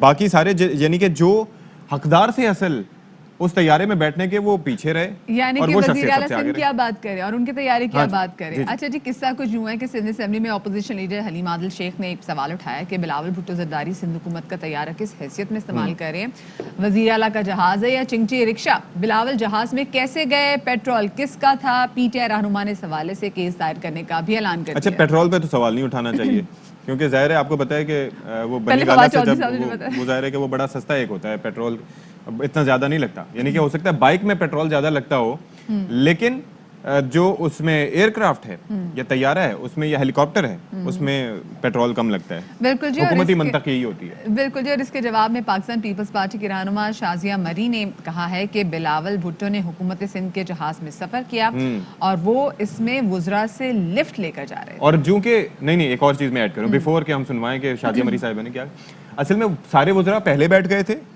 اس لیے جو آگے جگہ بچی تھی اس لیے وہ آگے بیٹھ گئے. ایسا نہیں ہے کہ ان کو زیادہ عزت و تکریم دی گئی, اگر موقع ہوتا تو وہ پیچھے ہی جا کے بیٹھتے, لیکن چونکہ سارے بیٹھ گئے تھے. دیتے ہیں کہ شازیہ مری صاحبہ نے کیا کہا.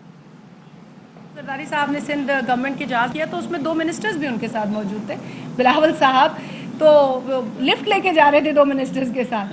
تو اگر وہ سمجھتے ہیں کہ اتنی اندھی مچی ہوئی ہے تو پھر ان سے بھی پوچھا جائے گا. تو کہتی ہوں کورٹ جائیں, اور اگر اتنا شریف آدمی ہے تو جو قبضے کر رہا ہے اس کا بھی حساب دے, جو جس کرائم میں وہ ملوث ہے اور جس چھتری کے تلے وہ چھپ رہا ہے اس کا بھی بیان کریں, کیونکہ دیکھیں ایمانداری کا تو یہی تقاضا ہے اگر آپ اتنے ایماندار ہیں. اچھا سوال بیسکلی ہوتا ہے یہاں پر یہی ہے کہ آپ کسی سے سوال کریں کسی بھی حوالے سے کہ یہ آپ کیوں کریں, وہ کہتے ہیں آپ نے کیا کیا, بجائے اس کے کہ اس چیز کا جواب دیں. اور واقعتاً جو بار بار جا کے بلاول صاحب ہاتھ ملا رہے تھے تو ان سے کیا کہہ رہے تھے, اجازت لے رہے تھے کہ میں بیٹھ جاؤں جہاز میں یا نہیں. You never know. خیر جی, سندھ اسمبلی میں اپوزیشن لیڈر حلیم عادل شیخ صاحب ہمارے ساتھ موجود ہیں. شیخ صاحب بہت شکریہ, آپ نے باخبر سویرا کو وقت دیا. سب سے پہلے تو یہ بتائے گا کہ بلاول بھٹو کی جانب سے سندھ حکومت کا طیارہ استعمال کرنے پر آپ نے کیس دائر کرنے کا اعلان کر دیا ہے, کیا واقعی ایسا ہی ہے؟ نہیں ایسا, بات یہ کہ یہ طیارہ کوئی چنچی یا رکشا یا کوئی کرائے کی ویگن تو نہیں ہے کہ جس کو وزیر اعلیٰ صاحب چلے جائیں امریکہ, اور یہ سندھ گورنمنٹ کا جہاز ہے, اس کے پیسے, اس کا پیٹرول, اس کی مینٹیننس, اس کا سب کچھ کروڑوں روپے اس کے اوپر یہ ہمارے بجٹ سے خرچ ہوتا ہے, اس بجٹ سے جس سے بچوں کو دوائیاں ملنی تھی, جس سے کتے کی ویکسین آنی تھی, جس سے تھر کے بچوں کی بھوک مٹائی جانی تھی, اس کا پیٹرول ڈلتا ہے, اس سے مینٹیننس ہوتی ہے. تو میں کہنا چاہتا ہوں بالکل کیس کریں گے, اور یہ زیادتی ہے کہ وزیر اعلیٰ موجود بھی نہیں ہے.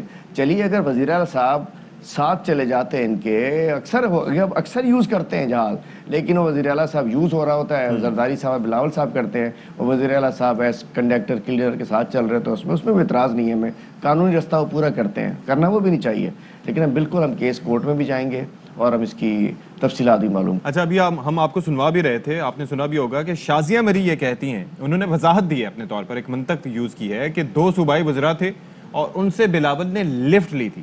اب یہ وضاحت تو آ گئی, آپ اس سے مطمئن ہیں یا پھر اب بھی کیس کریں گے؟ صاحبہ کو میں کیا کہوں کیا نہ کہوں, مطلب وہ MNA ہے اور مذاق بنا لیا ہے. ہم کو جوک نہیں کر رہے ہیں, یہ ٹیکس پیئر کا پیسہ ہے.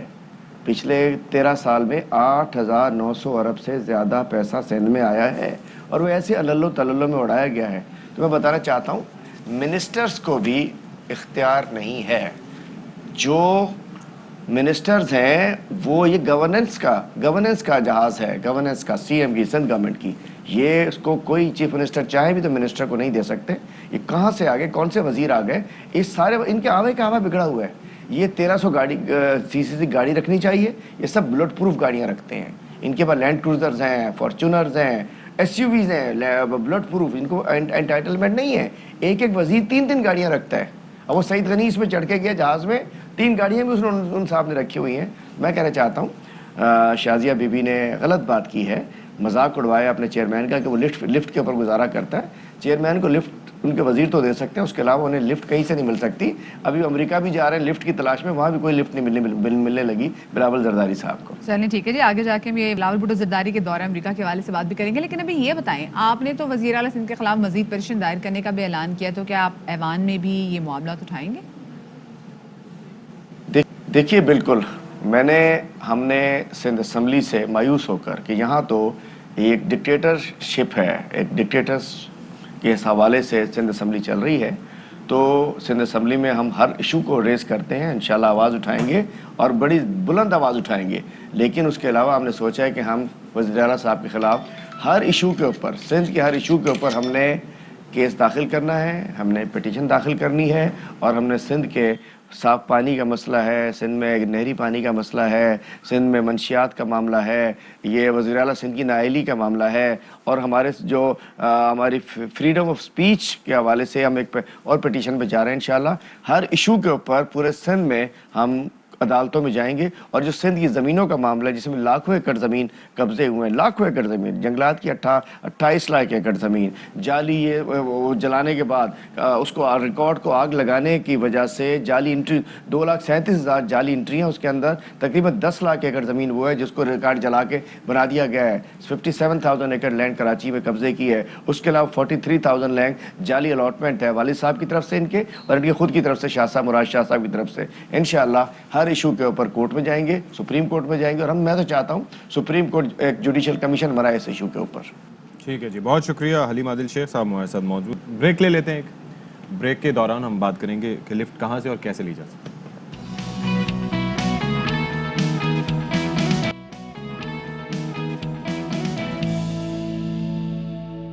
جی تو welcome back after the break. ایک بڑا مشہور مقولہ ہے نا کہ بچے ہمارے عہد کے چالاک ہو گئے, لیکن ہم آج چالاک بچوں کی بات نہیں کریں, آج ہم وائلنٹ بچوں کی بات کریں. پتہ نہیں ہمارے معاشرے میں ایسا کیا ہو رہا ہے کہ جو ہمارے بچے ہیں وہ دن بدن وائلنٹ ہوتے چلے جا رہے ہیں. ابھی لاہور کی آپ ایگزامپل لے لیں, کہانا کا ایک علاقہ, اس میں ایک 8 سالہ بچے کو اس کے 2 دوست, جس میں سے ایک کی عمر 10 سال تھی, ایک کی عمر 8 سال تھی, چھوٹی سی لڑائی میں, چھوٹی سی تلخ کلامی ہوئی جس پہ انہوں نے اینٹیں مار مار کے اس 8 سال کے بچے کو قتل کر دیا. اور یہ اشفاق, یہ صرف لاہور میں نہیں ہوا, ہم نے دیکھا ہے کہ فیصل آباد میں بھی کسی نوعیت کا کیس ہوا کہ صرف ایک کلفی گر گئی, اور کلفی گرنے پر ایک بچے نے دوسرے بچے کو ایسے اینٹوں کے بعد, ایک 9 سالہ بچے کو اینٹیں مار کر مار دیا.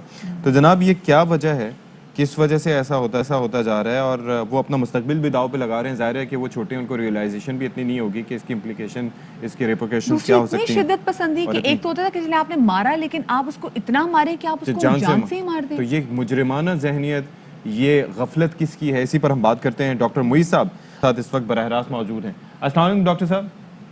وعلیکم السلام. ڈاکٹر صاحب فرمائیے گا کہ یہ کس وجہ سے ایسا ہو رہا ہے؟ پہلے تو ہم ظاہر ہے کہ ہم ایسے واقعات ہوتے تھے جس میں ٹین ایجرز جو کہ ایڈلٹس جو کہ پب جی کھیلنے کی وجہ سے یا اس طرح کے گیمز کھیلنے کی وجہ سے ان کے اندر ایک وائلنٹ ان کی نیچر ہو جاتی تھی. یہ ان چھوٹے بچوں میں کیا مسائل ہیں؟ کس وجہ سے اتنا ان کے اندر یہ ہے جارحانہ پن؟ بسم اللہ الرحمن الرحیم. السلام علیکم. یہ یاد رہے 8 یا 10 سال کے بچے میں شعور نہیں ہوتا, غلط صحیح کا فیصلہ نہیں کر سکتا, اسے اتنی سوجھ بوجھ نہیں ہوتی کہ کس ایشو میں کیا کرنا چاہیے. تو بہت سارے عوامل ہیں ہمارے معاشرے میں, اگر ان تمام کو لے کے بیٹھے تو گھنٹوں لگ جائیں گے, مگر آج میرے خیال میں ایک چیز ہے جس پہ میں بات کرنا چاہوں گا جو ان بچوں کے حوالے سے. یاد رہے آنکھ جو دیکھتی ہے نا, ذہن سب سے زیادہ اثر لیتا ہے دیکھی ہوئی چیز کا. تو 2 جگہ ہے, 2 مقامات ہیں جہاں بچہ آنکھ سے دیکھتا ہے. ایک اپنے گھر میں, اگر اس کا باپ تشدد کرتا ہے ماں پہ یا بچوں پہ کرتا ہے تو وہ چیز وہ دیکھتا ہے. دوسرا کسی قسم کی بھی فلم ہو, ٹک ٹاک ہو, ویڈیو ہو, گیمز ہو, بچہ اس کے اندر تشدد کو دیکھتا ہے. آپ دیکھیں یہ جو ریسلنگ کمپٹیشن ہوتا ہے WWE والے کا, اس کے اندر بھی تشدد دکھایا جاتا ہے. گیم ساری کی ساری فائرنگ, کلنگ, تشدد سے بھری پڑی ہے. اس طرح ٹک ٹاک میں بچے جو چیزیں دکھاتے ہیں, نوجوان جو دکھاتے ہیں, یہ چھوٹے بچے بھی دیکھتے ہیں, گھر میں امی ابو کا فون لے کر دیکھتے ہیں, تو ذہن پر اثر ہوتا ہے ان چیزوں کا. اور اب جب کوئی ایسا سچویشن ہے جیسے آپ نے کہا کہ 2 بچوں کے درمیان لڑائی ہو گئی, تو اس وقت وہ جو اس کے ذہن میں امیج ہے, جو پکچر ہے اس قتل کرنے کا یا مارنے کا یا تکلیف دینے کا, بچہ اسپونٹینیسلی ریئیکٹ کرتا ہے اس کے اوپر. یعنی اس کے اندر وہ سوجھ بوجھ نہیں ہے کہ میں کروں نہ کروں, غلط ہے صحیح ہے, وہ چیز نہیں ہو سکتی 8 سال کے بچے میں. وہ لیکن وہ بچہ وہی چیز ریپلیکیٹ کر رہا ہے جو کہ اپنے گھروں میں دیکھ رہا ہے, جب اس سے بھی ڈاکٹر موئز گھروں میں یا ٹی وی پہ یا سوشل میڈیا پہ. ایک ساتھ میں بہت ساری ہمارے پاس ایسی گیمز بھی موجود ہیں کہ جس میں ہم دیکھ رہے ہوتے ہیں کہ کس طریقے سے ایک شخص آ رہا ہے, اس کے ہاتھ میں گن ہے یا بڑی گن ہے اور باقی لوگوں کو نشانے لے کے مارا ہے. اچھا یہ مجھے بتائیے گا, چلیں گھر کی سطح پر تو ہم سمجھ سکتے ہیں کہ وہ بچہ 8 سال کا ہے, معصوم ہے, اس کو نہیں پتا, وہ جو دیکھ رہا ہے وہی ریپلیکیٹ کر رہا ہے. لیکن باہر ہم کس طریقے سے بچوں کی نشاندہی کر سکتے ہیں ڈاکٹر صاحب, کیسے پکڑ سکتے ہیں, ہم کیا کچھ کر سکتے ہیں اس بچے کو ہیلپ کرنے کے لیے؟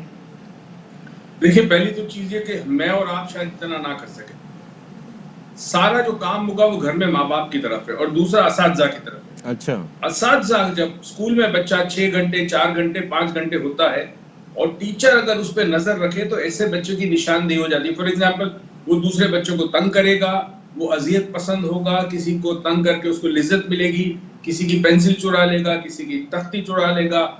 اس قسم کی حرکتیں جب وہ بلی کرے گا, دوسرے بچوں کو بلی کرے گا, کمزور بچوں کو بلی کرے گا, تو یہ وہ انڈیکیشنز ہیں کہ یہ بچہ تشدد کی طرف مائل ہے.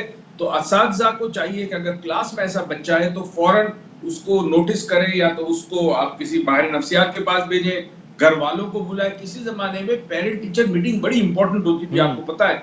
آج ماں باپ میٹنگ میں جاتے ہی نہیں, کئی سکولز میں تو پیرنٹ ٹیچر میٹنگ ہی نہیں ہوتی, اور ہوتی تو برائے نام ہوتی ہے. بچے کی جو نفسیاتی زندگی ہے اور اس کی جو ذہن سازی ہے وہ بڑی امپورٹنٹ ہے. آپ ایک ایسی نیشن کو پروموٹ کر رہے ہیں, ایسی نیشن کو آگے بڑھا رہے ہیں جس میں قتل و غارت, تشدد, ہر قسم کی برائی ہوگی, تو آنے والے وقت میں اس ملک کا ہوگا کیا؟ ایسے ہی ہے. ٹھیک ہے, بہت شکریہ ڈاکٹر معیز ہمارے ساتھ. ڈاکٹر صاحب نے بڑی اچھی باتیں کی ہیں کہ نشاندہی ضرور کرنا ضروری ہے. ظاہر ہے آپ ٹریس کریں گے, ٹریک کریں گے, اس کے بعد پھر ان کو سمجھائیں گے. لیکن یہاں پہ اسکولس کا جو رول ہے وہ آ جاتا ہے, کیونکہ دیکھیے گھر میں جو کچھ وہ دیکھ رہے ہیں وہاں پہ آپ یہیں سے اندازہ لگا سکتے ہیں کہ اس کی ماں آلریڈی کتنی ویک ہے جو کہ روز مار کھا رہی ہے, یا ماں باپ میں آف کورس جو بھی ہے نا اتفاقی ہے اور اس کی وجہ سے بچے کو سفر کرنا پڑا جو کہ باہر جا کے وہ نکالتا بھی ہے. اب ایک اور اہم معاملے کے حوالے سے بات کریں گے. جی, عدالتی حکم کی بات, کراچی میں نالوں کے ساتھ موجود تجاوزات کے خلاف جاری آپریشن کی, جہاں پر سندھ حکومت کا بھی ایک نہایت اہم اعلان سامنے آیا ہے. جی, سندھ حکومت کی جانب سے اعلان بڑا اہم سامنے آیا ہے, اور اعلان ہے متبادل جگہ متاثرین کو فراہم کرنے کے حوالے سے, اور اس پر کمیشن کی بھی بات کی گئی ہے, پلاٹ 80 گز کا دینے کی بھی بات کی گئی ہے. وزیر اطلاعات سندھ ناصر حسین شاہ صاحب ہمیں اس وقت جوائن کر رہے ہیں, ان سے مزید جان لیتے ہیں. السلام علیکم ناصر حسین شاہ صاحب. ناصر شاہ صاحب, آواز پہنچ رہی ہے آپ تک میری؟ جی جی بالکل آپ کی آواز آ رہی ہے. اچھا سر, ذرا فرمائیے گا, سب سے پہلے تو بہت شکریہ آپ نے باخبر سویرا کے لیے وقت نکالا. یہ جو متبادل جگہ دینے کا فیصلہ کیا گیا ہے سندھ حکومت کی جانب سے, اس کا طریقہ کار کیا ہوگا؟ جی, ایک تو چیئرمین بلاول بھٹو زرداری صاحب کی خصوصی ہدایت پر چیف منسٹر سندھ مراد علی شاہ صاحب اور کیبنٹ نے یہ فیصلہ کیا کہ یہ جن لوگوں کو یہاں سے ہٹایا جا رہا ہے ان کو پلاٹس بھی دیے جائیں اور گھر بھی بنا کے دیے جائیں. تو 80 گز کے پلاٹ ہوں گے اور اس وقت جو اویلیبلٹی ہمارے سامنے لائی گئی ہے وہ ایم ڈی اے اور ایل ڈی اے کے علاقے میں ہے. ہم پوری کوشش کر رہے ہیں کہ جہاں سے ان کو ہٹایا جا رہا ہے وہاں پہ قریب و جوار میں کوئی اور جگہ اس طرح کی اویلیبل ہو جو گورنمنٹ کی لینڈ ہوں, لیکن ابھی اس وقت تو اویلیبلٹی نہیں آئی. صحیح. لیکن ان 2 علاقوں میں ہیں پلاٹ جہاں پہ ہم ان کو تو شاہ صاحب کیا متاثرین کو صرف آپ پلاٹ ہی دیں گے یا پھر وہاں پہ ان کو گھر بنا کے بھی دیے جائیں گے؟ جی دونوں چیزیں ہیں, پلاٹ بھی دیں گے اور انشاءاللہ ان کو گھر بھی بنا کے دیں گے وہاں پہ. اچھا, تو لاگت کا تخمینہ کتنا لگایا گیا ہے؟ کتنے اس منصوبے میں کتنے گھر بنائے جائیں گے, کتنے پلاٹس ہوں گے اور یہ کتنا ٹائم فریم میں یہ منصوبہ مکمل ہوگا؟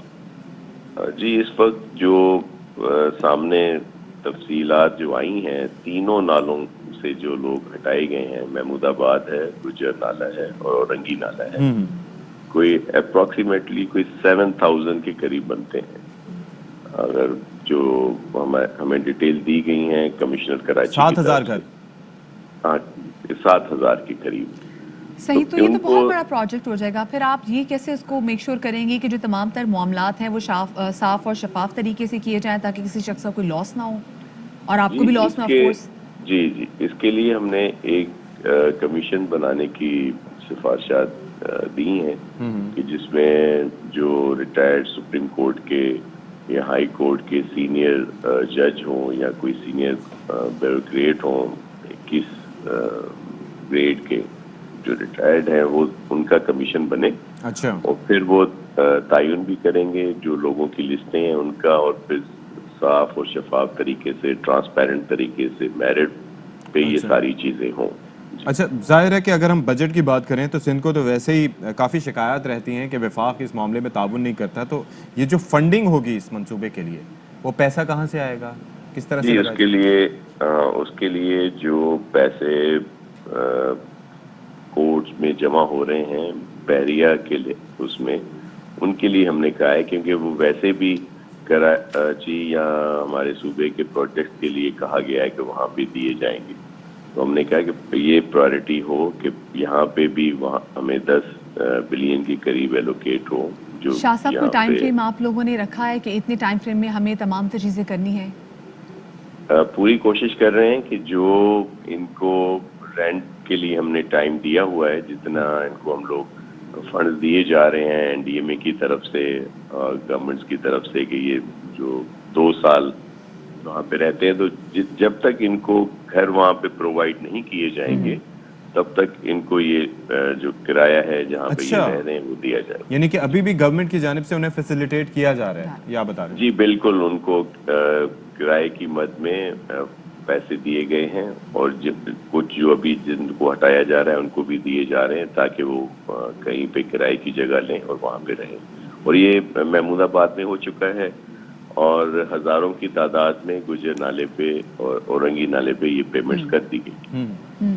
ٹھیک ہے, صحیح. بہت شکریہ جی. ناصر حسین شاہ صاحب ہمارے ساتھ موجود, اور ابھی کوشش کی جا رہی ہے جناب, کیونکہ پلاٹس کا بھی تعین نہیں ہو سکا کیونکہ جن علاقوں میں یہ لوگ رہتے ہیں وہاں پر ان کی کوشش ہے کہ وہیں پہ ان کو اگر پلاٹس مل جائے. لیکن ایم ڈی اے یعنی کہ ملیٹ ڈیولپمنٹ اتھارٹی اور ایل ڈی اے یعنی کہ لیاری ڈیولپمنٹ اتھارٹی اس سائڈ پہ کہہ رہے ہیں کہ پلاٹس اور 7000 گھر یہ کوئی معمولی نمبر نہیں ہے, اس کے لیے بڑی فنڈنگ چاہیے اور کس طریقے سے یہ سارے فنڈز ارینج ہوں گے. کیپٹل اس کے لیے کافی زیادہ چاہیے ہوگا اور اس میں پھر یہ بھی دیکھنا پڑے گا کہ کیا یہ تمام تر پیسے عوام کی فلاح و بہبود کریں, انہی لوگوں کو دوبارہ سے یہاں پر آباد کرنے میں کتنے لگائے جائیں گے.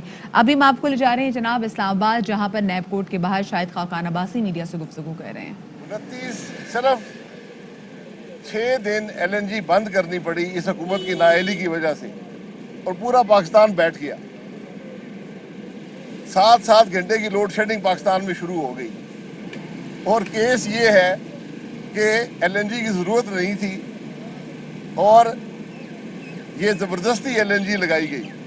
یہ کیس ہے جس کا جو ہم عدالت میں بھگت رہے ہیں. یہاں پر عمران خان کابینہ کی میٹنگ کر رہا ہے یہ پتہ کرنے کے لیے کہ ملک میں 6 دن ایل این جی بند رہی, اس کے جو نقصانات ہیں ان کے ذمہ دار کون ہیں. تو یہ میں چیئرمین نیب صاحب سے جو سپریم کورٹ کے جسٹس بھی رہے ہیں ان سے گزارش کروں گا کہ ذرا یہ تو پتہ کر لیں کہ LNG کی ضرورت تھی یا نہیں تھی، یا اس ملک کو نیب کے حوالے کر دیں کہ وہ بہتر چلا لے گا۔ یہاں پر سیکٹری پیٹرولیم سینٹ میں کہہ چکے ہیں کہ جناب یا یہ ملک چلائیں یا نیب چلائیں، جب تک نیب ہوگا تو ہمارا محکمہ نہیں چل سکے گا۔ پیٹرولیم کے جو اسپیشل اسسٹنٹ ہیں وہ کہہ چکے ہیں کہ نیب جو ہے وہ میرے کاموں میں مداخلت کرتا ہے اور نیب کے ہوتے ہوئے ملک میں ترقی نہیں ہو سکتی۔ یہ اس حکومت کے لوگ بیان دے رہے ہیں۔ میں تو پہلے دن سے کہہ رہا ہوں کہ آج آپ کے پاس دو چوائسیز ہیں، یا آپ نیب کو چلائیں یا اس ملک کو چلائیں۔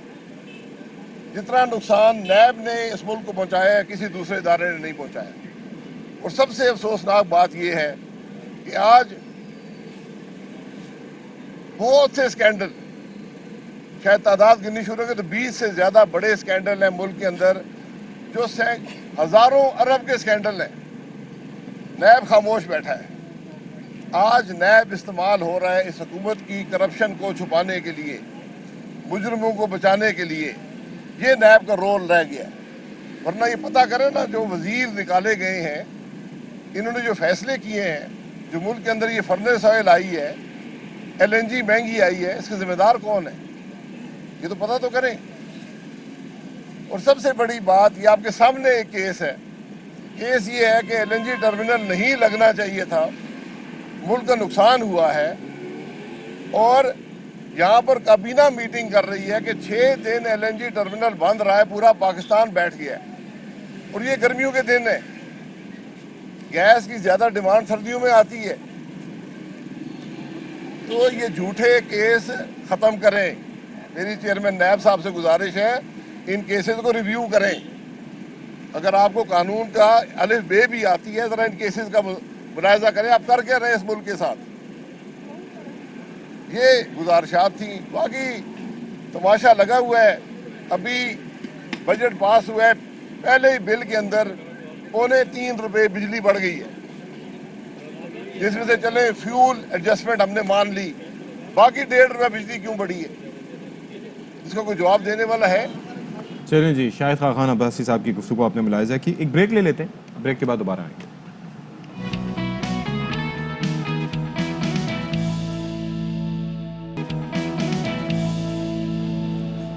جی جناب، عید میں کچھ ہی دن باقی رہ گئے ہیں، بالکل جی، 1 یا 2 ہفتے باقی رہ گئے ہیں، اور ایسے میں تیاریاں عروج پر ہیں۔ اور تیاریاں کیسے ہو رہی ہیں مدیحہ؟ بالکل جناب، تیاری ایسی ہو رہی ہے کہ مویشی منڈی میں بڑے پیارے پیارے، بڑے تگڑے تگڑے، بڑے منفرد قسم کے قربانی کے جانور آ رہے ہیں۔ اب آپ حیدرآباد کی مویشی منڈی دیکھ لیں جناب، وہاں پر سب سے مہنگا ترین راجہ بھی ہے، اور وہاں پہ 2.5 فٹ کی پیاری سی لاڈو بھی موجود ہے۔ اور اسی والے سے مزید رپورٹ کریں ہمارے نمائندے ناصر حسن خان۔ مطلب 80 لاکھ کا بھی ہے، ریٹ کتنے ہائی ہیں؟ یہ لاڈو کو ذرا چیک کرو، اوور ہوئی 16 لاکھ کی قیمت لگی ہے اس اور وہ کی۔ راجہ جو ہے مطلب ٹھیک ہے، لیکن 80 لاکھ۔ اچھا آپ یہ دیکھیں، اس کے اندر آپ اندازہ کریں کہ آپ دیکھیں اور آپ حیران ہو جائیں اور پریشان ہو جائیں، دیکھتا جا شرماتا جا۔ ایک شہری سے کتنی پیاری بات کی، اس نے کہا دیکھیں اللہ کی راہ میں قربانی تو کرنی ہے، ہم جانور ضرور لیں گے پر آف کورس اتنا مہنگا نہیں لیں گے۔ اور آپ یہ دیکھیں، یہ جو 80 لاکھ کیا سوچ کے بھائی، ان کو تو فوراً نوٹس جانا چاہیے FBR کی جانب سے۔ ہاں، یہ ٹیکس کیوں نہیں دیتے؟ وہ کہیں گے نہیں جی کیونکہ مستقل آمدن کے ذرائع ان کے پاس۔ چلے جی آگے بڑھتے، اور ایک عظیم ہستی کو ہم یاد کریں گے، 65 کی جنگ، دشمن کے دانت کھٹے کرنے والے اور شجاعت اور بہادری کی عظیم مثال قائم کرنے والے پاک فضائیہ کے لیجنڈ پائلٹ M.M. عالم کی آج سالگرہ ہے۔ 1965 کی جنگ میں سرگودا کے محاذ پر 5 بھارتی ہنٹر جنگی طیاروں کو انہوں نے 1 منٹ سے بھی کم وقت میں زمین بوس کیا تھا۔ جی بالکل، اور وہ ایرا تھا جناب ڈاگ فائٹس کا، اور پاکستان جو ہے اس نے بھارت کے اوپر اپنی فضائی برتری اسٹیبلش کی تھی، اور اس کے اندر بڑا کردار تھا M.M. عالم جیسے پائلٹس کا۔ اور بھی بہت سے ہیروز تھے، لیکن M.M. عالم نے جو کارنامہ کیا وہ سب کے سامنے ہے۔ لٹل ڈریگن انہیں کہا جاتا تھا کہ جناب ہمارے جو سیبر طیارے تھے وہ اتنے زیادہ تیز نہیں تھے، لیکن اس کے باوجود بھارتی طیاروں کو کیا دھول چٹائی تھی۔ اور جو 4 طیارے تھے ان 5 طیاروں میں سے، وہ جناب 30 سیکنڈ کے اندر ہی انہوں نے گرا دیے تھے۔ تو جناب ان کے بارے میں ہم مزید بتائیں کہ محمد محمود عالم 6 جولائی 1935 کو بھارت کے شہر کولکتہ میں پیدا ہوئے، اور 1953 میں پاک فضائیہ میں انہوں نے شمولیت اختیار کی۔ 1982 میں ایئر کموڈور کے عہدے پر ریٹائر ہو کر کراچی میں قیام پذیر ہوئے، اور زندگی کے آخری ایام بھی انہوں نے कराची में ही गुजारे। और जनाब जाते जाते मौसम के हवाले से बात हो जाए, मुल्क के बेशतर इलाकों में तो आज गर्मी रहेगी, लेकिन लाहौर और इसके गर्दुरवा में गुज़िश्ता 3 रोज से जारी गर्द आलूद हवाओं का सिलसिला जो है ये थम नहीं सका और ऐसा लग रहा है कि बारिश होने वाली है। और बारिश ना होने से गर्मी की शिद्दत बरकरार रहेगी। लाहौर का मौसम कैसा है, कैसा रहेगा, अलमास खान हमें मजीद बताएंगे। बताइएगा अलमास।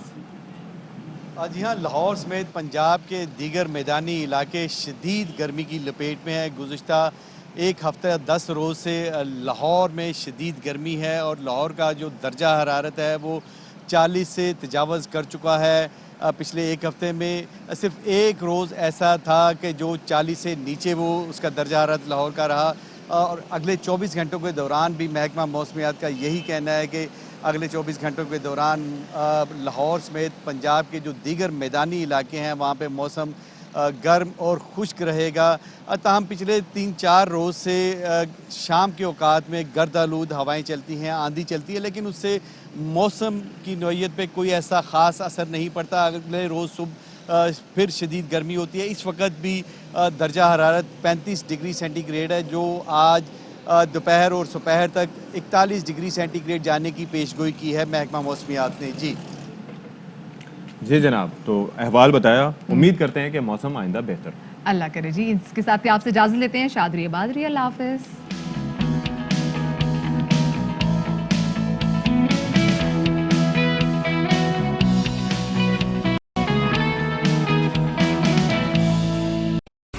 अहम तरीन खबरें अब एक क्लिक की दूरी पर।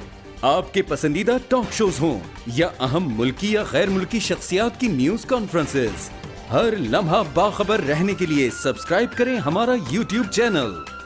मौसम की सूरत हाल हो या खेल के मैदान से खबरें, अपने मोबाइल फोन से मुल्की और बैनुल अक़वामी अहम खबरों तक रसाई के लिए डाउनलोड कीजिए मोबाइल ऐप। बावसूख ज़राए से मुसद्दिका खबरों, तज्ज़ियों और तबसरों से मुस्तफ़ीद होने के लिए विजिट कीजिए पाकिस्तान की सबसे बड़ी न्यूज वेबसाइट www.arYnews.tv। इन सब के अलावा पाकिस्तान का सबसे बड़ा फेसबुक पेज हो, सबसे बड़ा न्यूज इंस्टाग्राम अकाउंट या फिर ट्विटर, ARY न्यूज पहुंचा रहा है खबरें सबसे पहले आप तक, ताकि आप रहें हर लम्हा बाखबर।